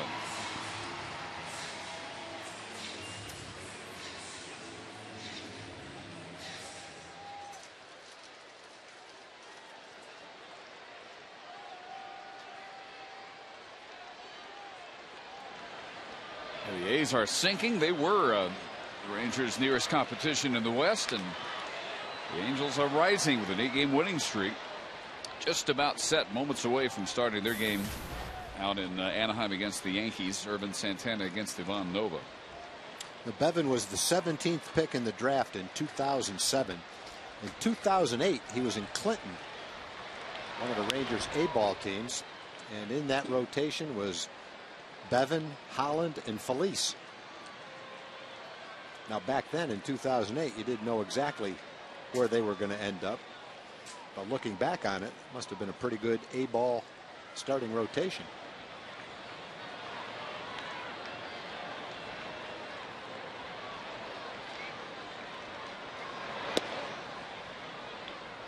And 2 to Napoli, grounded to third his first time up. Neffy, hope he's coming around, feeling better. Got a ways to go before he even starts to throw, though. Again, right center, and this time it's Figgins for the out. Ron Washington has talked with Neftali Feliz since the announcement of the signing of Roy Oswalt. He said, just get healthy. He says you can't touch a ball for 4 weeks, so that is what he has got to concentrate on. So he understands the signing of Oswalt, not a knock on him. It's a matter of all teams trying to get better at this point. Exactly, and you know, you can't worry about what the situation is going to be 4 weeks from now. Things tend to take care of themselves. In the meantime, that's exactly what he should do, is just work on his strength and conditioning and getting healthy. And when he's ready to pitch again, there'll be a spot for him somewhere. They'll figure out what to do. Blake Bevan pouring in the strikes tonight. That's 50 pitches, 40 strikes. Only 2 base runners. Beltre a double in the second, Kinsler a double in the third. He throws a lot of belt high fastballs that hitters seem to be just a tick late on, which would lead you to believe that there's some deception in his delivery and that it's a little tough for the hitter to pick up. And most of his fastballs are between 90 and 92 miles an hour, but when you watch the hitter swing at him, it looks like he's throwing harder than that.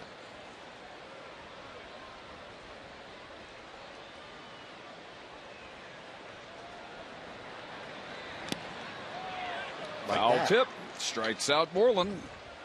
That is his first strikeout. 7 in a row retired on 11 pitches in the 5th.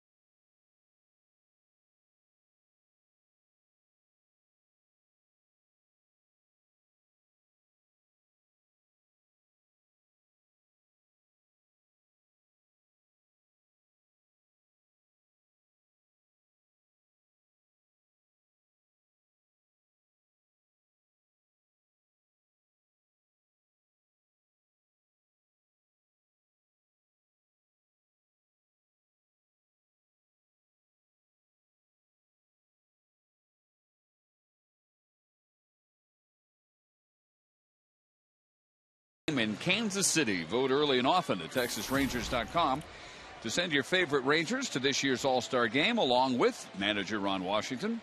You will even receive a special ticket offer when you cast your 25 ballots by June 28th at TexasRangers.com.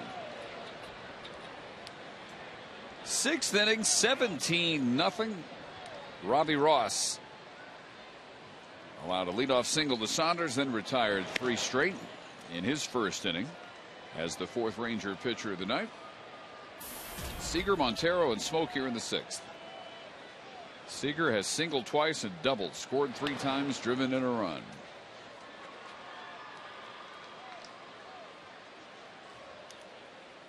Every Mariner has scored at least once. Only Ackley, Liddy, and Saunders have scored only once. Montero and Seager have already scored 3 times.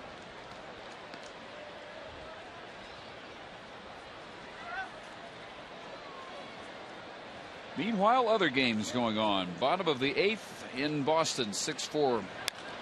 Red Sox leading the Tigers. A high drive to deep right field. Nelson Cruz, room right in front of the wall.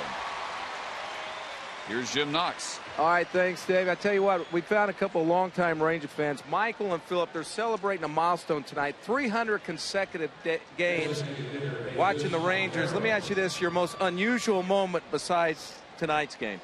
Well, there was one time that Aaron Cunningham, he was with Oakland at the time, was coming in right here on the tarp to make a catch, and I yelled at him that I was going to get it, and he did not get it. I didn't either, but it resulted in us actually getting a base hit after that and scoring some runs. So there we go. Now that's a good Ranger fan right there. And Philip, tell me this one, your most memorable moment as a Ranger fan. It's got to be a tie between Derek Holland's Game 4 last year in the World Series and of course Neftali Feliz striking out A-Rod to get us into the series in 2010. There we go. So your last game you actually missed, what was that date? That'd be September 4th, 2008. It was a day game against Seattle, and I had a job then that wasn't so kind about taking off. Now it's a little bit different. There we go. You forgot about that job then. Okay, guys. All right. Thanks for the time. Appreciate it, Dave. All right, here is Jesus Montero, a triple away from a cycle. And he won't get it here as he grounds out to Michael Young. First time he has been retired tonight. Single, homer, double, walk his first 4 times up. 5 in a row set down by Ross after the Saunders leadoff single in the 5th. Here's Justin Smoke, who's doubled, walked, driven a 3-run homer, and struck out. Well, this is what Ron Washington was hoping to get from his pitchers tonight, and Robbie's delivering it. Is a quick inning, a 13-pitch 5th inning, and maybe less than that here in the 6th inning. Mark Lowe pitched an inning and 2/3. Ground ball for Gonzalez. 2 good innings for Robbie. First 1, 2, 3 innings since the 1st inning.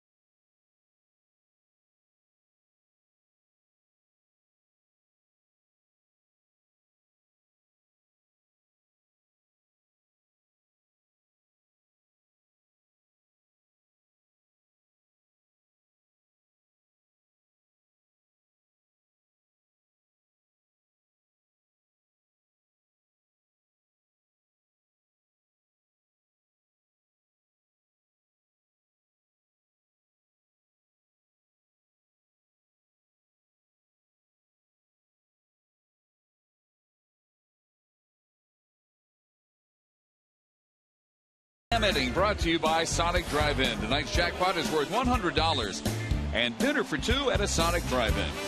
Tonight the Rangers are hitting for G. Wheezy Listman from Hazlitt. If a Ranger hits a grand slam during this inning, G. Wheezy Listman will win $25,000. You can register at any participating Sonic restaurant.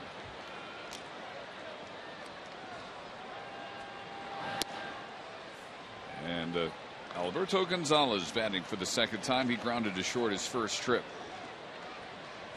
Only the third time Blake Bevitt has not thrown a first pitch strike. This is his 18th batter. Broken bat. Foul ball.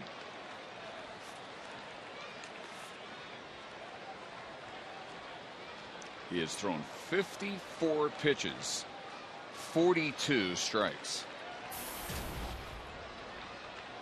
He has had only two ball counts. One was in the first batter of the game.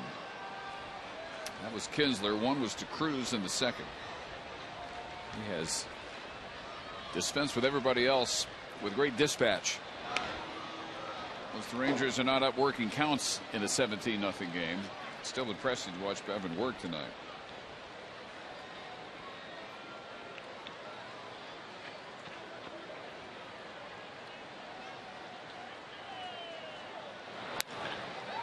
And there's a base hit. That might be the Rangers' third double. Into the corner it goes. Gets away from Figgins, and Gonzalez is going to keep on running, and he will make third.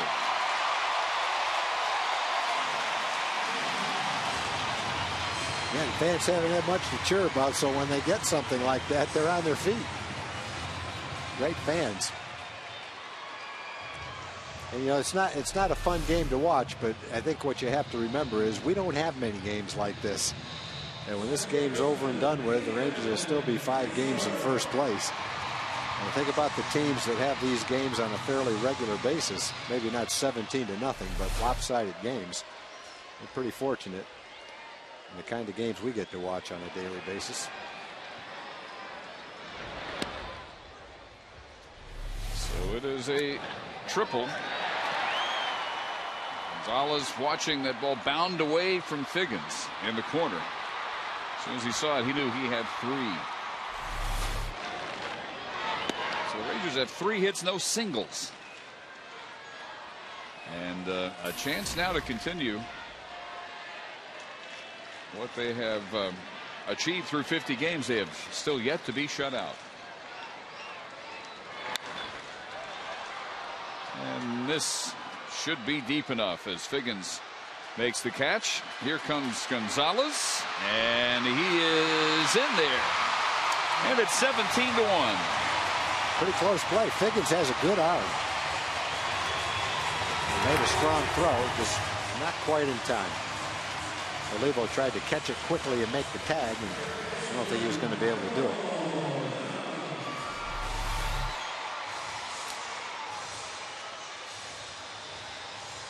Got a third baseman's arm.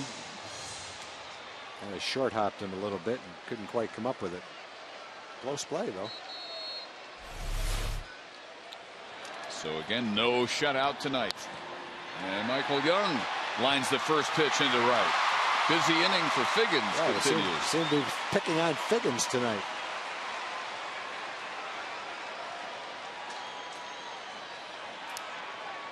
He's aware of it. Michael 1 for 3. Brings up Hamilton. Josh is fly to left and grounded to first.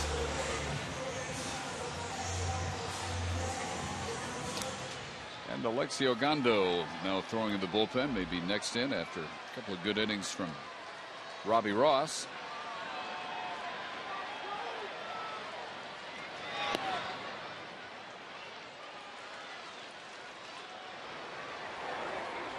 There's Alexi.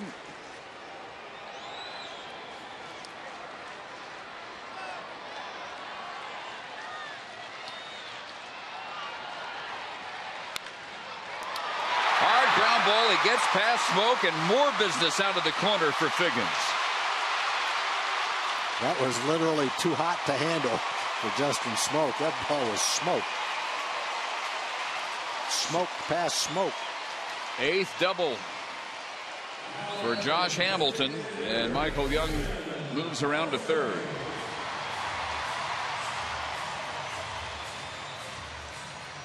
Second time in a row he's hit one hard to Smoke. Justin made the play in the 4th. Could not grab that one. So a triple, a single, a double, and a sac fly in the Rangers' 6th off Bevan. Here's Beltre, who doubled his first time up. Last time grounded to short.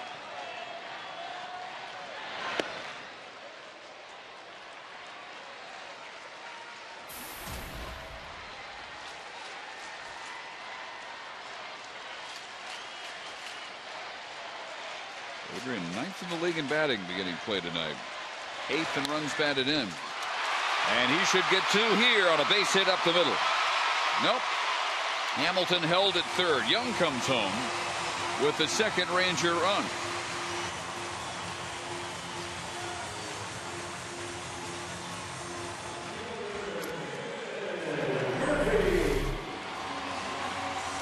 It took the Rangers 5 innings to get going, but they're swinging the bats well here in the 6th inning anyway. Gets pitching coach Carl Willis out for a chat. Certainly wasn't necessary in the first 5.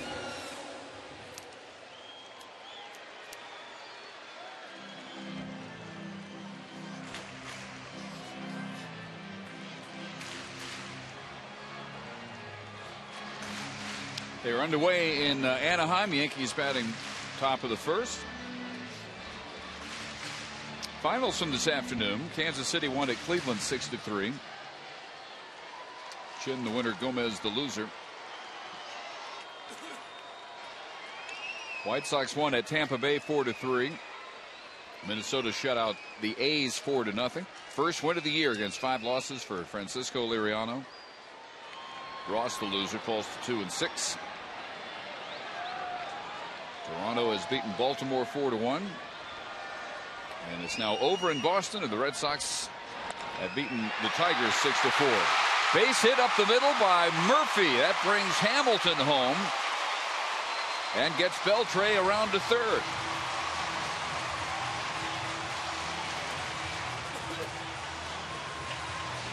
Four straight hits. 5 hits and a sac fly here in the 6th inning.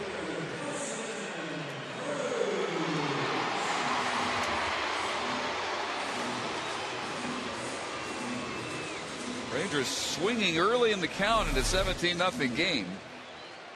First 5 innings, there was a lot of atom balls, but now they're starting to find some holes here in the 6th. And here is Cruz, who has popped to 2nd and fly to center.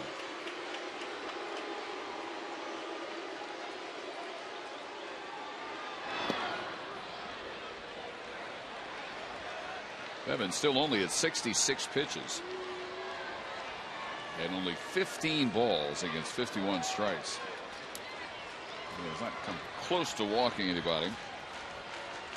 But this inning started with a triple by Gonzalez. Sac fly by Kinsler brought home Alberto. Young singled, Hamilton doubled. RBI singles by Beltre and Murphy.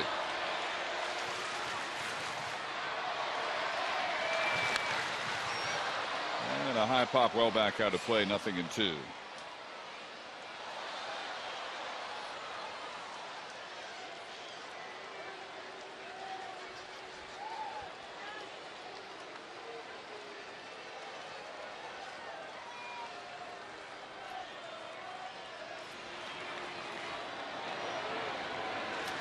Mariners now have right-hander Sean Kelly throwing in their bullpen in case Blake Bevan can't get out of this 6th inning. Down at first, Darrell Cousins says Cruz didn't go. There's Kelly.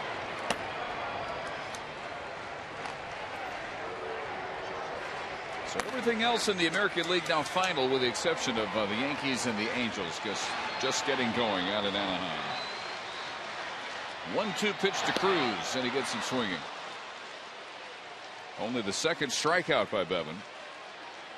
2nd out, and it brings up Napoli. He gets him with a very well located slider, right where he wanted to throw it. Do it for a strike, but a tough strike to hit.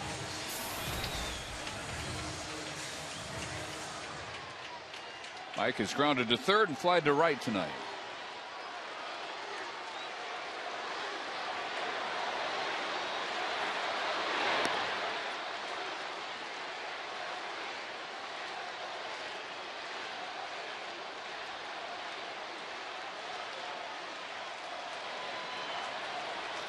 Couple of homers, 5 RBIs in Napoli's last 3 games.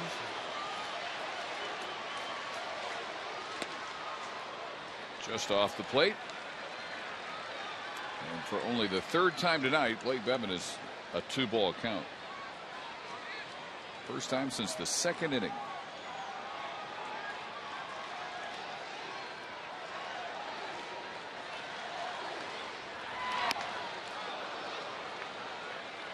Napoli, the 8th Ranger to bat here in the 6th. Bevan has actually had to come from behind in the count a little bit. First 17 batters, he threw 15 first pitch strikes. First 7 batters this inning, only 3 first pitch strikes. And that is going to bound around to the corner. Extra bases for Napoli. Beltre scores. Here comes Murphy. A 2-run double by Napoli. And it's 17-5.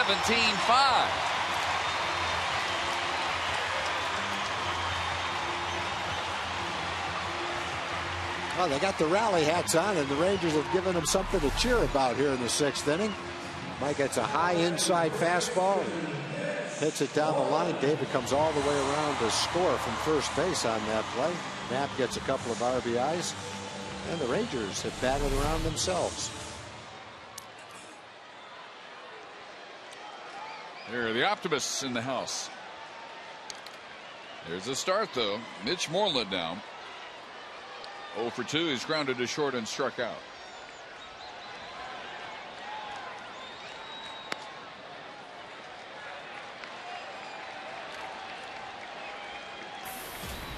Through 5 innings, Blake Bevan working on a 2-hitter. Allowed only 2 base runners.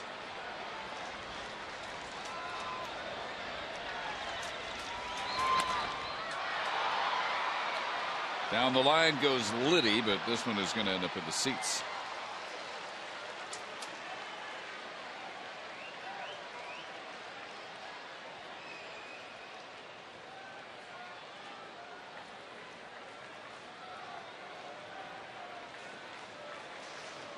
It's his birthday.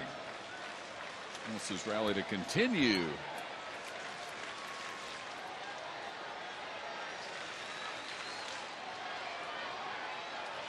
RBIs by Beltre, Murphy, and Napoli. Out of play again, and 1 ball and 2 strikes to Moreland.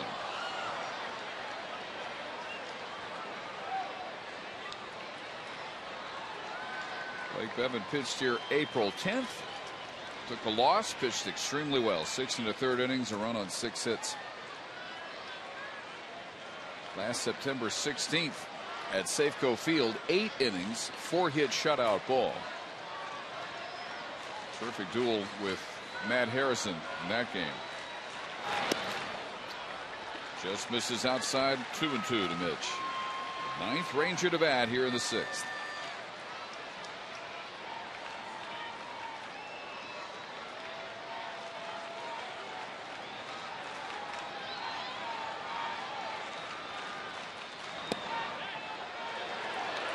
Bevan really thought he had strike 3 there.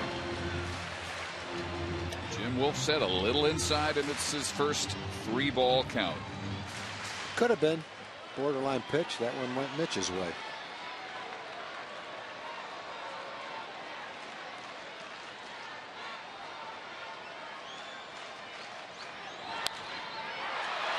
Right side down to a knee goes Ackley, and he makes the play and ends the Rangers' 5-run 6th inning.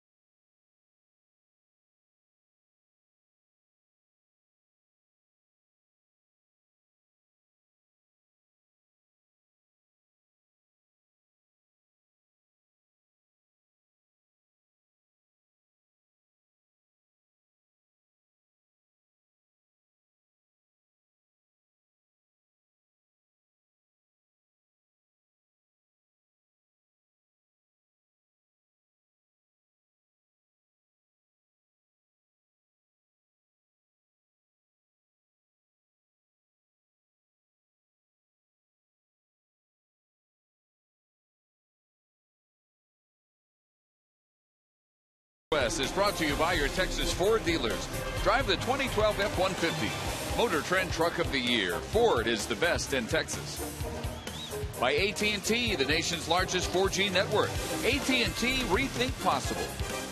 And by Jack in the Box. Right now you can try Jack's Chipotle Chicken Club Combo for only $4.99 plus tax. Dave Barnett and Tom Grieve. And we move into the 7th inning, and the 5th Ranger pitcher of the night, Alexi Ogando.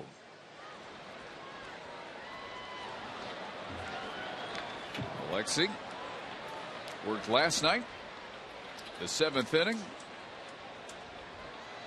Charged with 3 runs on 4 hits. And he's got Liddy, Olivo, and Saunders. Follows some good work by Robbie Ross.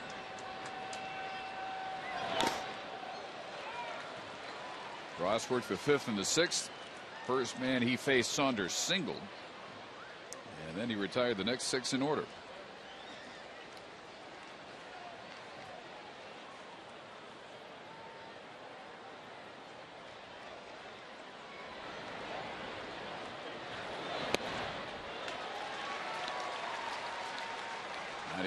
Mile-an-hour heat, and it's 0-2. Liddy has grounded out, walked, singled, and scored, and driven in a run on a sacrifice fly.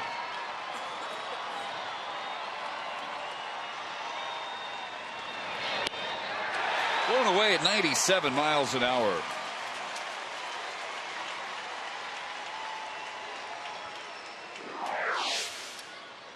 Here is how the Angels series stacks up in terms of the matchups. Friday night, 9 o'clock on TXA 21, Colby Lewis against Jerome Williams. Saturday at 9 back here on Fox Sports Southwest, and it's Yu Darvish facing CJ Wilson. Sunday afternoon at 2:30. Matt Harrison will be on the mound. It will be a rematch of the game in which Darvish came back after the 2-hour rain delay. CJ Wilson did not come back until the next day. Came back the next day and pitched well. In the first Ranger-Angel series of the season. Miguel Olivo, 2 for 4, a 2-run single and a run scored in the 2nd. Infield hit and scored a run in the 3rd.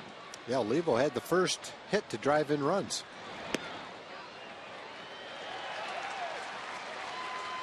He got this whole ball rolling.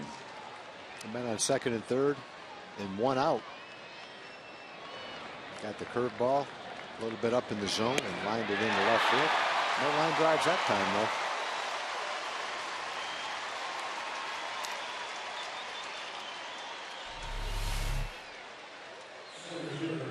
though. Slider away from him.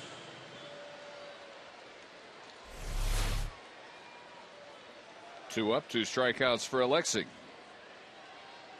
And here is Saunders. And after that 2-run single in the 2nd, Saunders fouled out.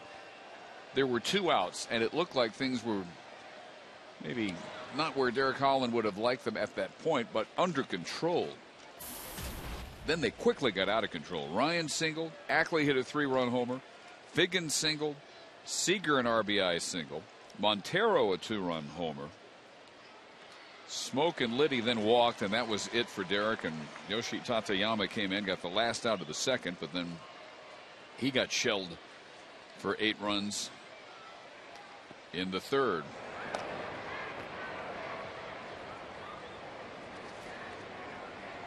Hisashi Iwakuma out in the Seattle bullpen. And we'll see if Alexi Ogando can strike out the side here in the top of the 7th.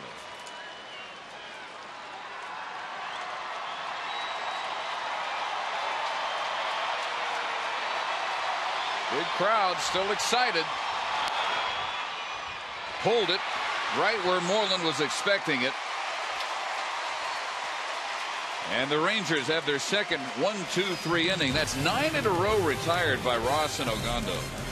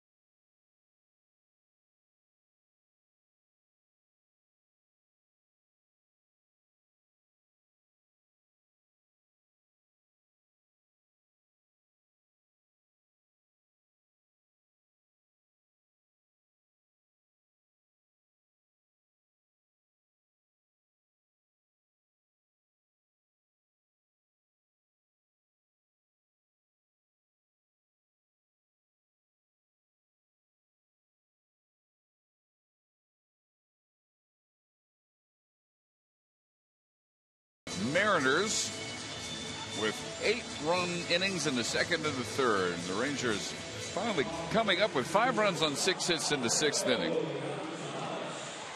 The RBIs by Napoli on a 2-run double. Beltre and Murphy on RBI singles. Up to that point, Blake Bevan had been just about untouchable, but touched for 5 runs on 6 hits in the 6th.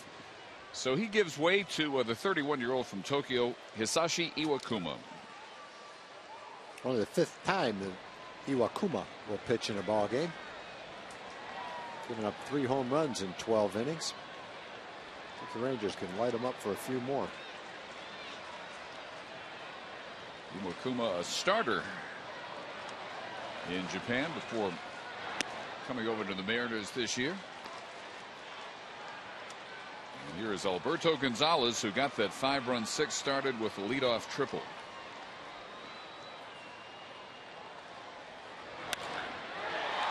Base hit past a diving Ryan, and Alberto is 2 for 3. Blake Bevan for 79 pitches, 58 for strikes, 6 innings, 5 runs on 8 hits. He struck out 2 and did not walk a batter. They did a pretty good job of navigating through the Ranger lineup for 5 innings with a big lead. Threw a lot of strikes. Rangers got to him in the 6th inning, hit some balls hard. Found some holes and scored 5 runs, though. Here's Kinsler, who has flied to center, doubled, and driven in a run on a sacrifice fly.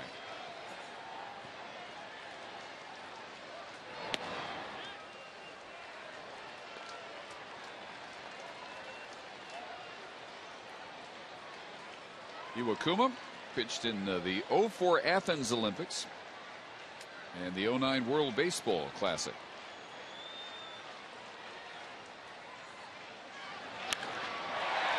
Into the corner, extra bases for Kinsler.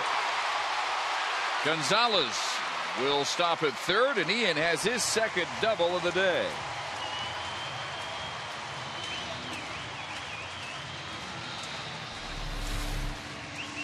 Well, the Rangers waited a while to get it going, but they're swinging the bats pretty well right now. These aren't bloopers that are falling in. These are some hard hit balls that they've had in the last 2 innings.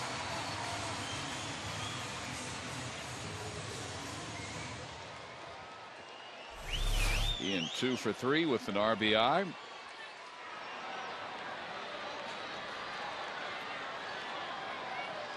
He had 4 straight 2-hit games, and then the first 2 games of this series was 0 for 9, but has the swing going again. Here's Michael Young, 1 for 3 with a run scored.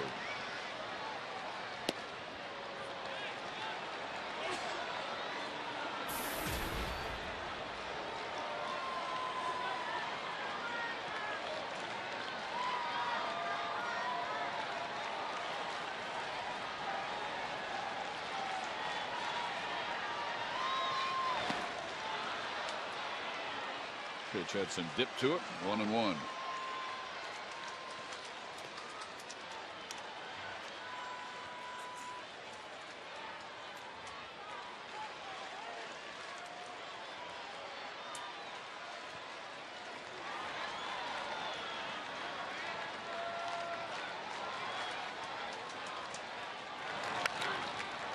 Fights that one off foul. 1-2. Angels scored in the bottom of the 1st. Top of the 2nd now. The Yankees have runners on the corners with 1 out. It's 1-0 LA. In the final game of that series, Angels scoring for a 3-game sweep on their 9th straight win. They get it. They could cut the lead to 4.5 games. But then the Angels and the White Sox that are hot. White Sox won 8 in a row now.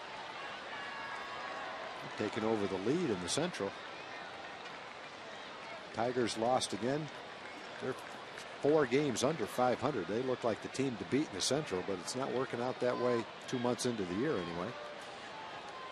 Red Sox are only 2.5 games out. Toronto's only 2 games out. East is tightened up. Grounded to short. And it brings Gonzalez home. And it's 17-6.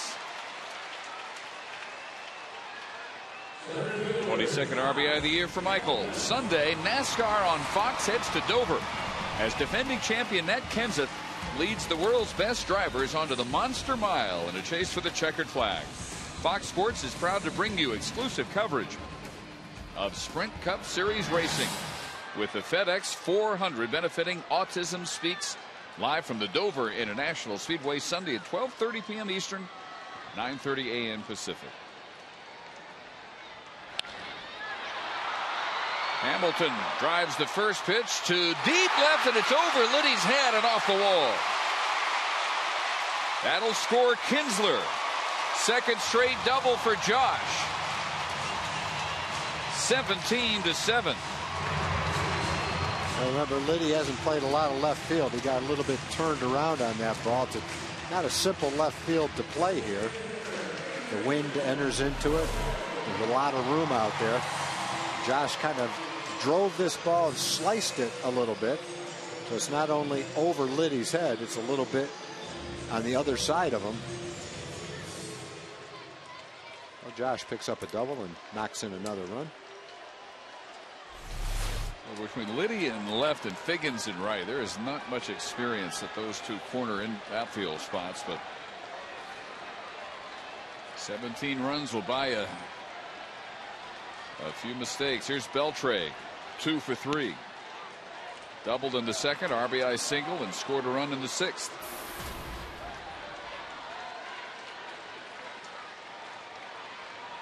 Rangers now with 7 runs on 11 hits. Through 5 innings, they had no runs on 2 hits.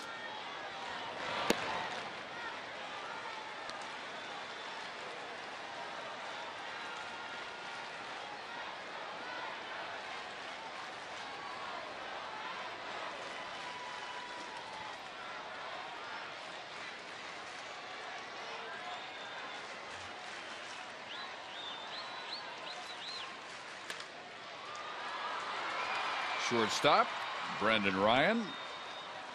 Out number 2. Hamilton goes to third. Our Coors Light freeze can.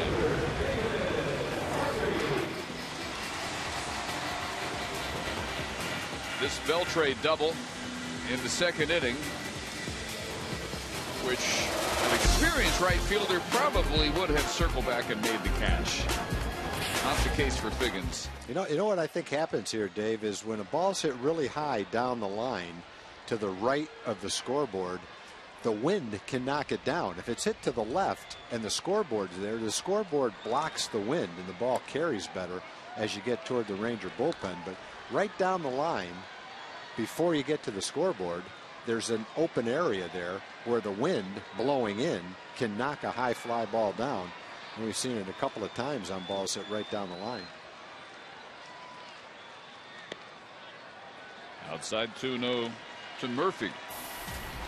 Something Figgins has had no experience in trying to deal with out there. David, an RBI single and a run scored in the sixth after a pop up and a ground out.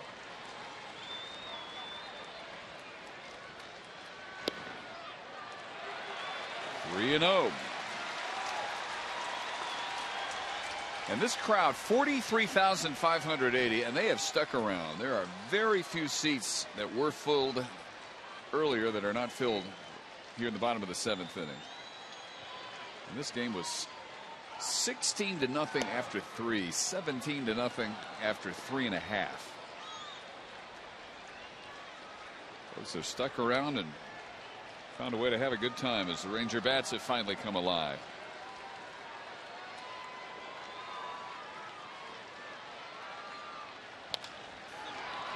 Bounce to second.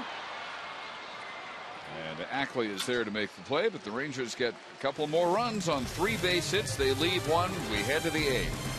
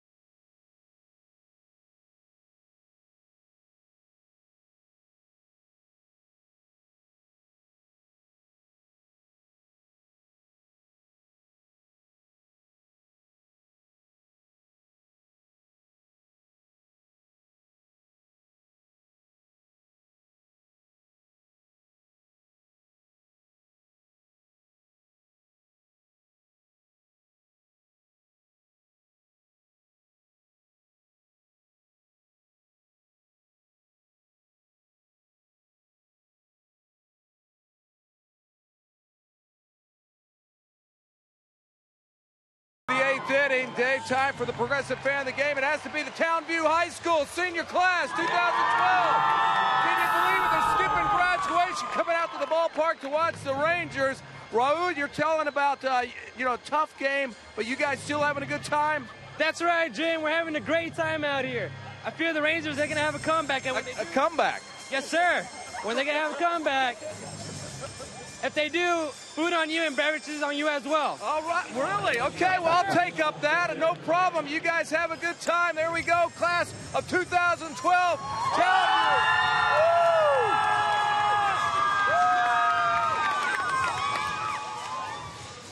Mike Adams is on to work the 8th. How about comeback or no comeback? Food on Jim and beverages on Jim as well. What's wrong with that? I like that. I like the comeback better, though. Well, they've stuck it out here. I think they should get something for their investment in time and energy and enthusiasm. Mike Adams is pitcher number 6 for the Rangers. Last couple have pitched well. 2 shutout innings by Robbie Ross, and Alexi Ogando struck out 2 in a 1-2-3 seventh. Yeah, Robbie gave up a double on an 0-2 pitch to Saunders, and after that, the Rangers have retired 9 straight. Ogando threw the ball great, got a couple of strikeouts. Adams pitching for the 2nd straight night in the 8th inning, and he starts Ryan with a strike. He had retired all 9 batters in his previous 3 outings.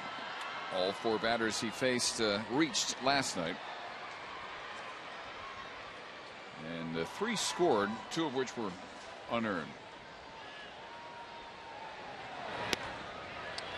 0-2 to Ryan, who has scored after a single in the 2nd and an error in the 3rd.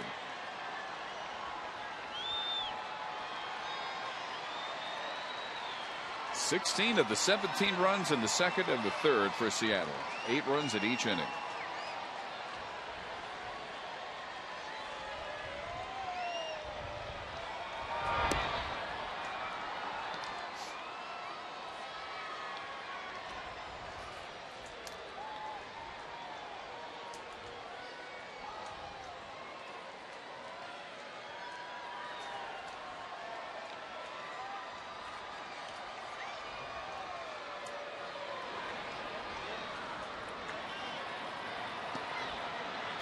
Just does manage to hold up, and it's 2-2.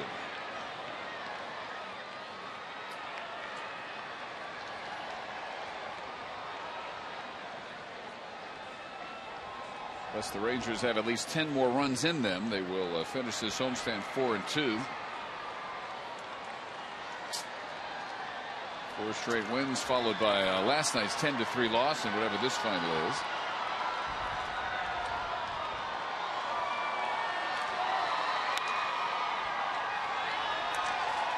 And time for our Brown Hand Center great hands of the game. A really nice play by Gonzalez at a time where Rangers really needed an out.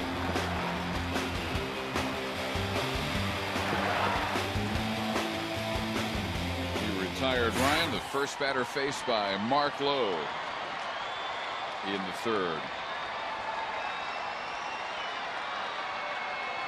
Here's the 2-2 from Adams. And a pop-up right near second base, and it comes down to Kinsler. That's 10 straight retired by the Ranger bullpen.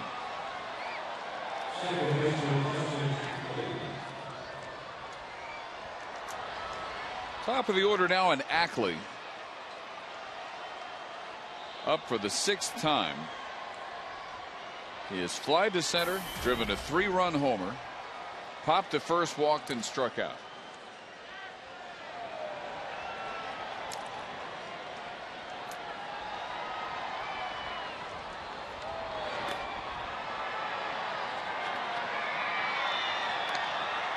Largest deficit overcome in a Rangers win.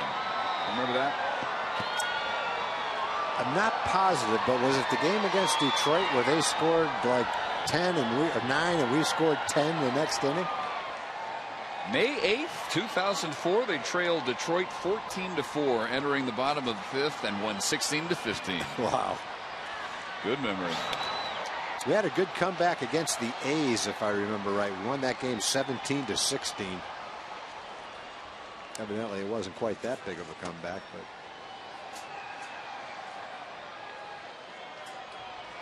This was 17-0 after 3.5 innings. 8 runs for Derek Holland in an inning and 2/3. 8 runs, 6 earned, and 2/3 of an inning for Tateyama. That game against the Tigers was the game. This line drive gets past Cruz, goes off the wall. Ackley has his second hit of the night. It's a double. Sundays on Fox Sports Southwest, join Tom Brokaw for Boys in the Hall. It's the personal stories of some of baseball's greatest legends. This week it's Ralph Kiner. Boys in the Hall, Sundays, presented by Subway Restaurants, where winners eat.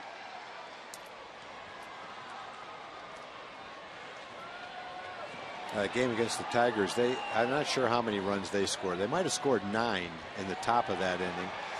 And in that inning, I think it was Craig Monroe, slammed his bat down after he made an out after a 9-run inning.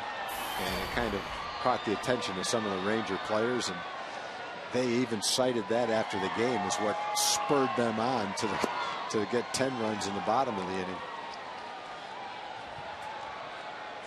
That came up just a few days ago in conversation. Yeah. Something somewhat similar to that. Yeah, the Tigers scored 8 in the top of the 5th, led 14-4. Rangers then came back and pulled off their most amazing come from behind win up to this point. Sean Figgins has struck out, singled, stolen a base and scored, walked and scored, flied out and grounded out.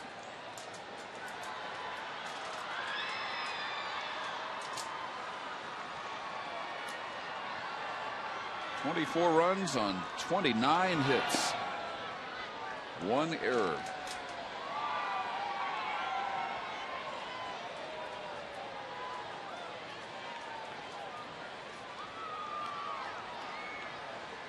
Yankees didn't score in their second inning opportunity. They had first and third, nobody out. They're now batting top of the third, still trailing the Angels 1-0.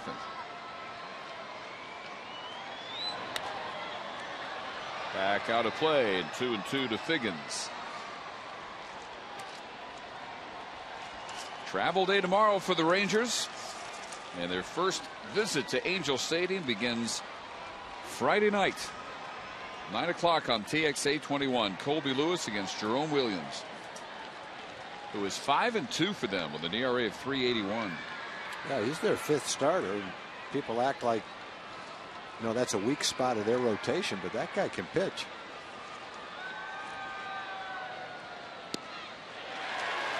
Figgins goes down swinging. Saturday night, Darvish and Wilson, and then Sunday it's Matt Harrison against the man who will replace the injured Jared Weaver in their rotation. Garrett Richards called up from AAA Salt Lake. We faced Richards last year in Anaheim, and in the first inning he got hurt. I don't know whether he pulled a side muscle or hurt his arm. I can't remember exactly what the injury was. But he's one of their good young prospects. Got a really good arm. Going to get a pretty good opportunity until Weaver can come back.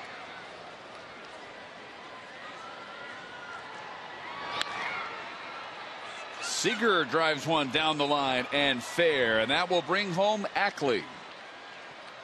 4th hit of the night, 2nd double by Kyle Seager. 2nd RBI.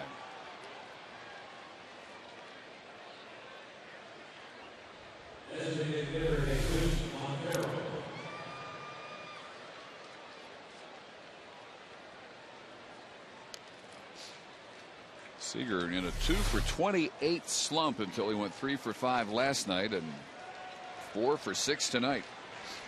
And that brings up Montero, who's had a big night and is still a triple away from a cycle. He's been there since the 3rd inning. By the 3rd inning, he had singled, hit a 2-run homer and a 2-run double. Since then, he's walked and grounded to 3rd.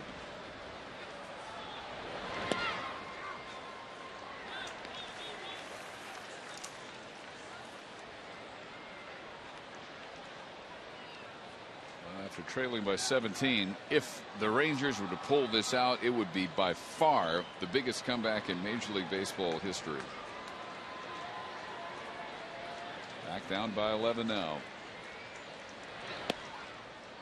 Biggest comeback is 12 runs down. It's happened 3 times. One was Lou Piniella, I think. Were the Mariners and the Indians in that game? Yes, they were. August 5th, 2001. Mariners led the Indians 14-2, and the Indians won 15-14 and 11. I can remember watching the highlights of that one. That was not a good night for Lou, I don't think. The other two were way back. June 15th, 1925, the Philadelphia Athletics trailed the Indians 15-3 in the 7th and won 17-15 with 13 runs in the 8th.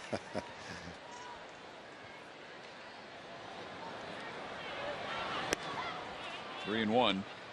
And happened first June 8th, 1911. The Tigers trailed the White Sox 13-1 after 5 and won 16-15. Well, this would put those to shame. The Rangers were to come from 17 down. They made it 17-7. Mariners have scored for the first time since the 4th inning off Mike Adams here in the 8th. And Montero works his 2nd walk. Our next Ozarka website Wednesday is June 13th against the Arizona Diamondbacks. You can save 50% on tickets when you purchase them on TexasRangers.com and enjoy all the dollar hot dogs you can eat. Get your half-price tickets and plan your trip to Dollar Dog Night at TexasRangers.com/specials. Kids know how to wear those sunglasses, don't they? Upside down on the bill of their hat. They watch the players. Wouldn't think of wearing them any other way. You gotta know how to wear your uniform, boy. The batting gloves hanging out of their back pockets. Players don't do that quite as much now. Mike Adams at 20 pitches, and that looking like as much as Ron Washington wanted out of him. He has Koji Uehara warming in the bullpen.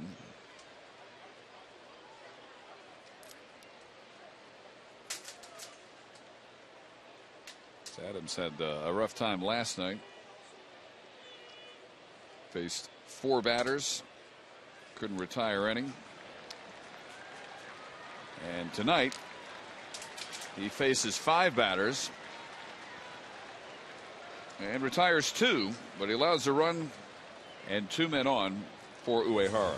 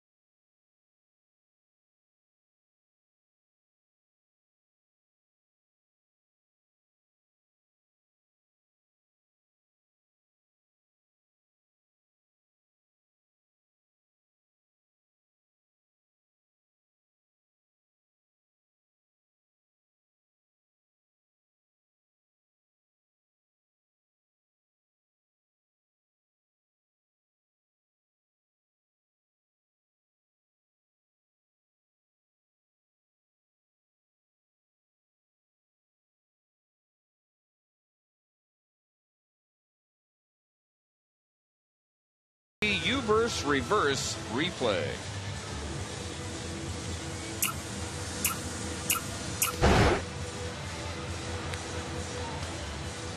Yoshi Tateyama serving up the long ball to Justin Smoke, a 3-run homer in their 8-run third inning.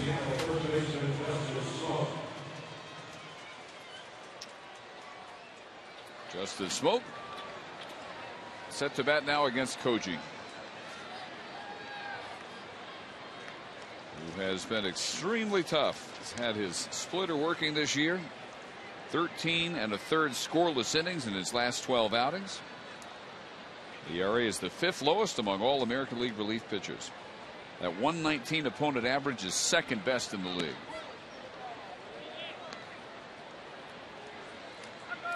Smoke through 3 had doubled, walked, and hit the homer. He'd scored twice, driven in the 3. Since then, he struck out and grounded out.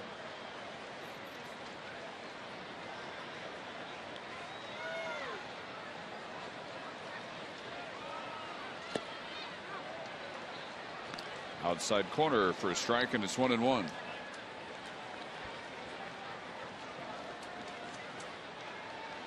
Koji retired all 6 batters he faced Saturday against Toronto. Longest outing since last July. And a high D drive to right. This one lands in the upper porch, and Justin Smoke has his 2nd home run.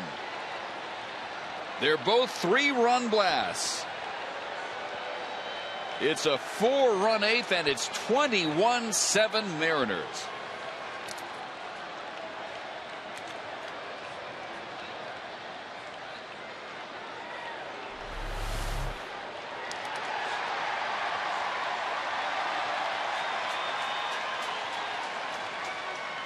Koji's given up 3 runs this year. 2 of those runs aren't his, and they've all been on home runs.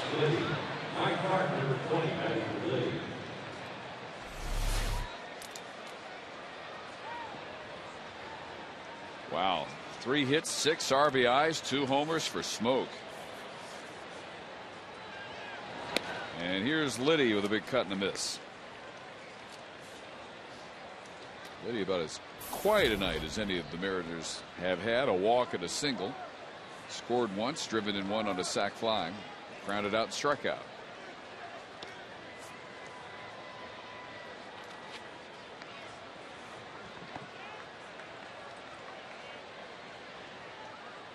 Well, it's kind of fitting that Tony Romo threw out the first pitch today when you look at the score. Yeah.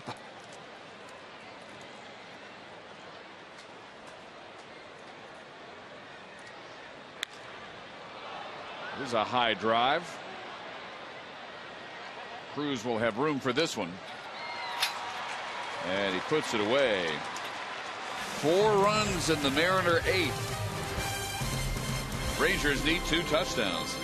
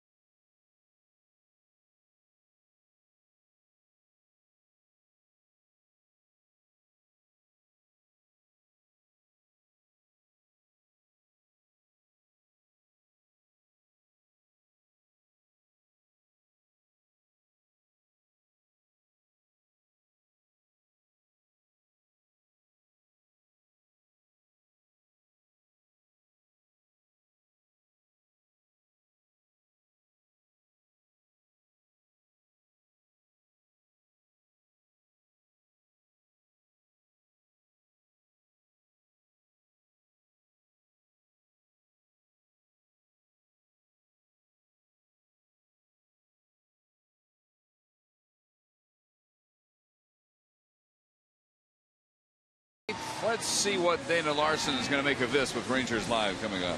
Well, and no, we are not across the street at Cowboys Stadium in Arlington. An unusual night clearly here at the ballpark. And coming up on the postgame show, Matt Mosley of 103.3 FM and FoxSportsSouthwest.com will join me as we try to make heads or tails of this one. Will be interesting to hear from the skipper, Ron Washington. We will also hear the first comments from Roy Oswalt after signing with the Rangers and get you ready for the series this weekend with the Angels. It's all coming up, so stay with us. Please join us for the postgame show. Dave? Yeah, we'll see what the final score is by then. The Rangers have put 7 on the board the last 2 innings. Iwakuma gives us a high drive by Cruz out to right field, and Sean Figgins is there. Nelly 0 for 4.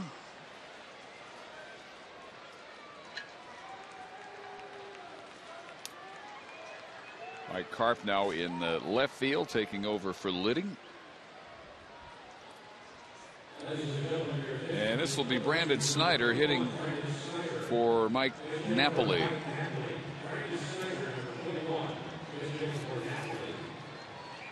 Mike tonight doubled in 3 trips, drove in a couple of runs.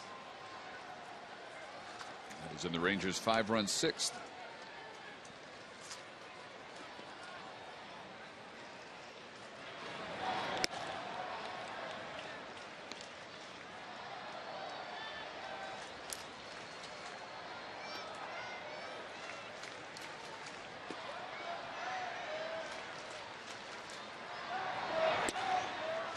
In there, ball and a strike to Snyder.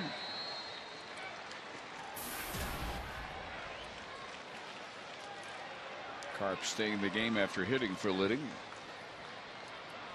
Brandon's had good offensive numbers. Now, earlier in the game, we looked at the bench between innings, and Brandon was putting on catching equipment. Looked like he might be going in to get a little sample of catching if he's going to serve as the 3rd catcher, but I guess Ron decided against that.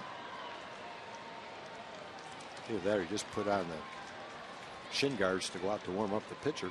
That's a possibility.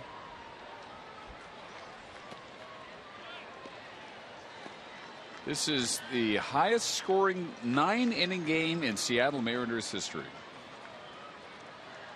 28 runs, and it has shattered the old record, which was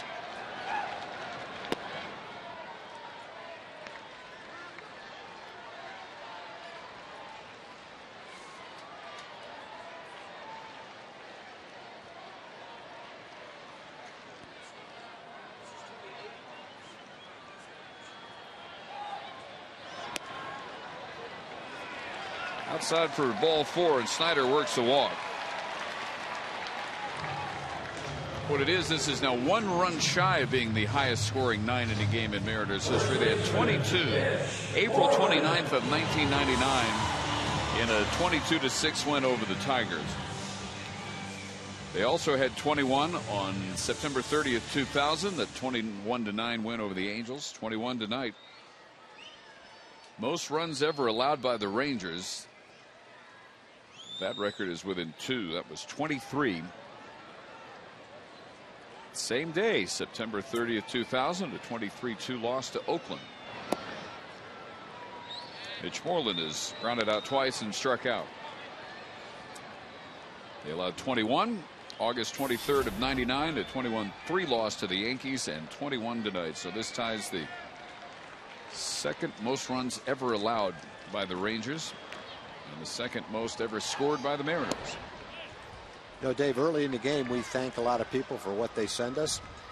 We ought to thank our statistician, Doug Foster, for the gems he's been handling us all night long tonight in a game like this. Good work, Doug. Smoke coming off his pen over there. Thank you very much. We know him affectionately as .com, but other people might not. Hard shot to Ackley, and in time for a 4-6-3 double play.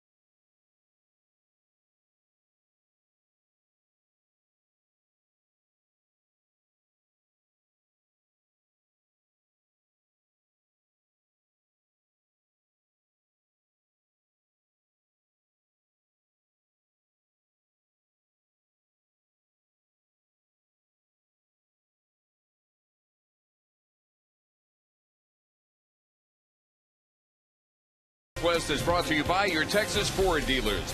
Visit your local Ford dealer and drive the 2012 F-150 Motor Trend Truck of the Year. Ford is the best in Texas. By Budweiser, great times are waiting, grab some buds. And by the Progressive Insurance Group. For a money-saving car insurance quote, call 1-800-PROGRESSIVE today. Well, Brandon Snyder has the tools of ignorance on. I always hated that nickname, but I didn't make it up. And he is going to see his first career action behind the plate. Well, we were right then. He was putting those on for a purpose. They fit, and he's going to try him out. And the other change for the Rangers, Craig Gentry has taken over for Josh Hamilton out in center field. Koji Uehara came in and gave up Justin Smoke's second 3-run homer of the game. He then got Mike Carp to fly out and end the 8th inning. So here's on for the 9th. Bottom third of the order, Olivo, Saunders, and Ryan. Olivo got all this started, drove in the first 2 runs, a 2-run single in the second. See what you started, Olivo? Hope you're happy. I bet he's very happy. I would be. Line drive to left. Murphy is there.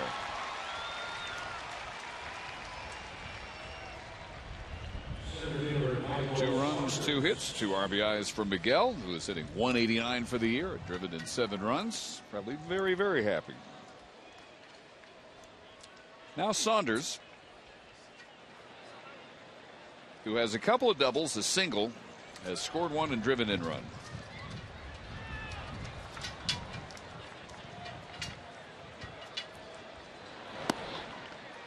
There is good news, Tom, however, from Anaheim, where the Angels got 1 in the first. They were leading 1-0 into the third, and the Yankees got 5 in the top half of the third. News. Homers by Robinson Cano and Curtis Granderson. Very good news.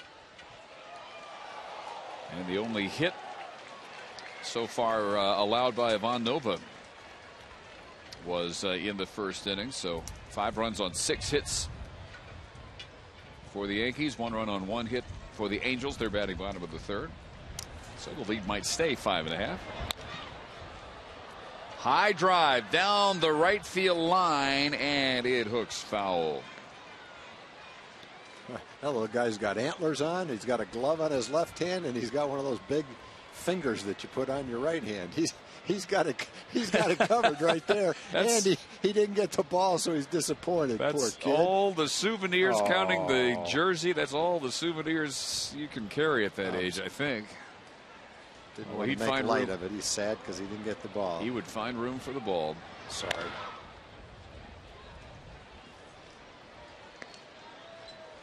Let's look at it again. Been waiting all game. Ball's bouncing around. Was within his sight. Wants one so bad. So close.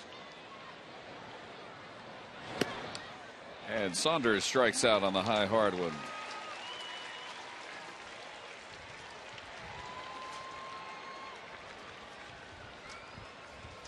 Two outs, and Munenori Kawasaki will now get an at bat.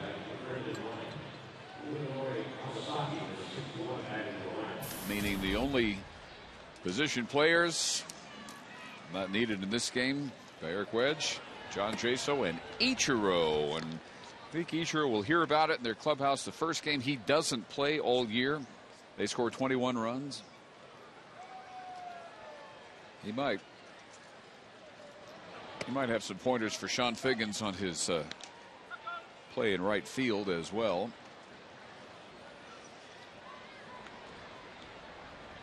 Now, Kawasaki doesn't play very much, but I've watched him during batting practice and during infield practice.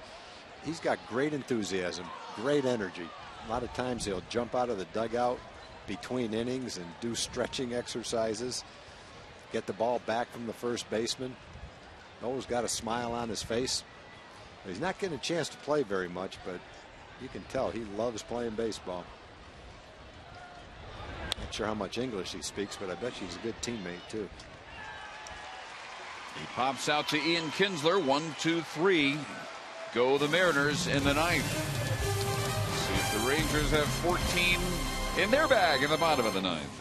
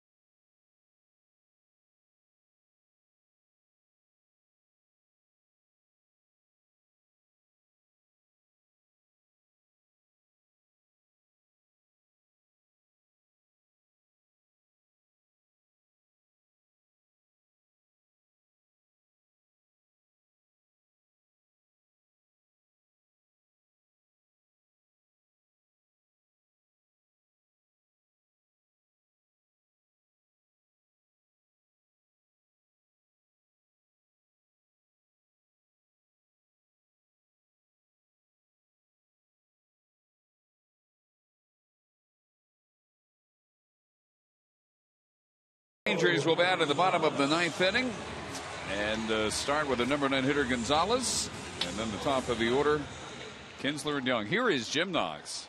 Steve, this is little Caleb. He was a little disappointed because the foul ball came a few rows over there. You came close, Caleb, just couldn't quite get it, right, buddy? Right. Okay, well, we got a surprise for you. Here's a foul ball I got for you. Congratulations, you get to go home with a foul ball now. Is that cool? Yeah. All right, there you go, Caleb. There you go. It's well worth hanging out tonight. Family's happy, too. Congratulations, big guy. Good job. Now that caps the whole night off in a positive way. Yes, it does. Made the little boy happy. Great job, Jim. Not only made the little boy happy, look at his family. They're happier than he is. Worth it all to see the smile on his face. Yes, it was. And Alberto Gonzalez has a 3-hit night. He drives a base hit out to center field off of Iwakuma. On for his 3rd inning. Rangers got 2 runs off of him. 3 hits in the 7th.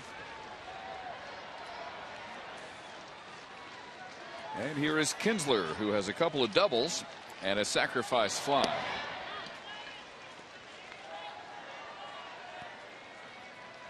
"21 runs on 20 hits, no errors, 6 left tonight for the Mariners.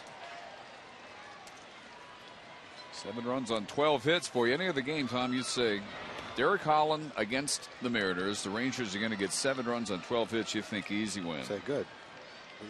We won the rubber game of the series. That's what I would think. Well, here are the Mariners who had other ideas. Dustin Ackley 2 for 5, scored 2, drove in 3. Kyle Seager 4 for 6, scored 4, drove in 2. Jesus Montero 3 for 4, scored 4, drove in 4. Justin Smoke 3 for 5, scored 3, drove in 6. All you can do is look at the last couple of innings of last night's game and this game. Exactly how Ron Washington said it. They're a big league team. You're not in the big leagues if you don't have talent. And they may not shine through with their talent night in and night out. They had a batting average below 230 coming into the game. But on any given night, you give them a lot of good pitches to hit, and they can get hot, find some holes.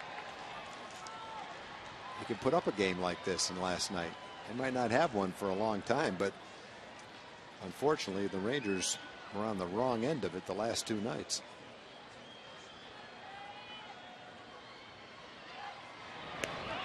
Oh, that hits Kinsler, and absolutely the last thing you want to see in a game like this.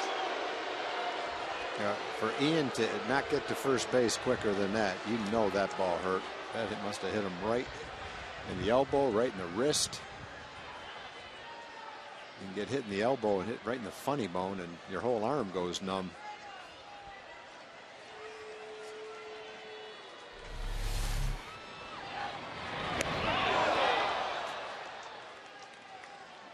sound like he got any muscle. Let's see. Right on the bone. Yeah, right on the elbow. Mm.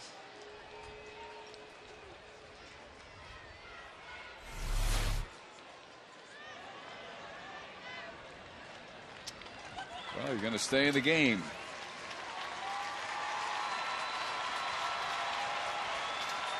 So 2 on, nobody out. Kinsler gets on the very hardest way. Gonzalez now at second.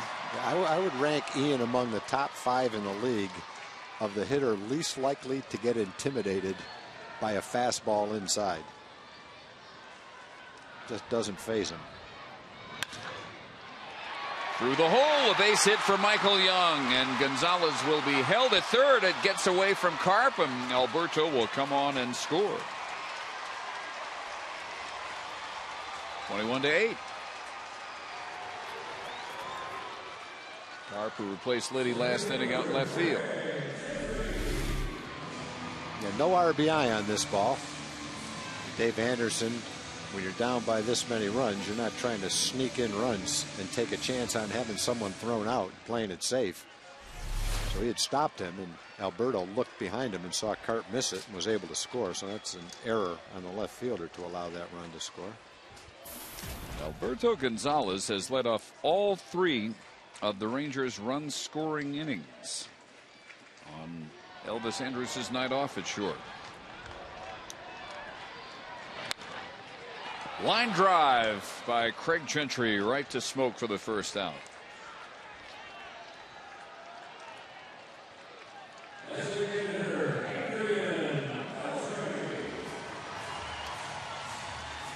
That'll bring up Beltre. Gonzalez tripled in the 6th. That led to 5 runs. Singled off Iwakuma in the 7th. That led to 2. And he singled leading off the 9th again off of Hisashi Iwakuma. Adrian Beltre has doubled, singled in a run, and scored. Twice grounded to short. And here's .com's coup de grace tonight. Let's hear it. 20 runs by the Mariners, most in the majors since the Yankees scored 22 last August 25th at home against Oakland in a 22-9 victory. Wow. And you can retire that pen, put it in your personal Hall of Fame. Lifted to center field.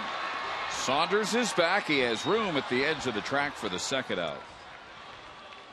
And Kinsler will trot down to third. Well, there isn't much left to talk about as far as high-scoring games go.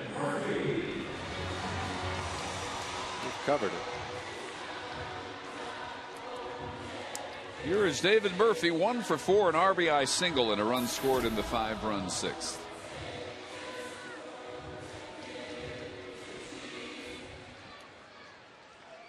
Eight runs now on 13 hits for the Rangers. This after Blake Bevan threw 5 was shutting them out on 2 hits. They only had 2 base runners entering the 6th. He'll get the win and improve to 3 and 4. And this should end it as the shortstop Ryan is there. Kawasaki it is at short now. And not a very memorable night for the Rangers, but Seattle enjoyed 21 runs on 20 base hits, and they won it by 13, and they take the series 2-1. Rangers Live is coming up.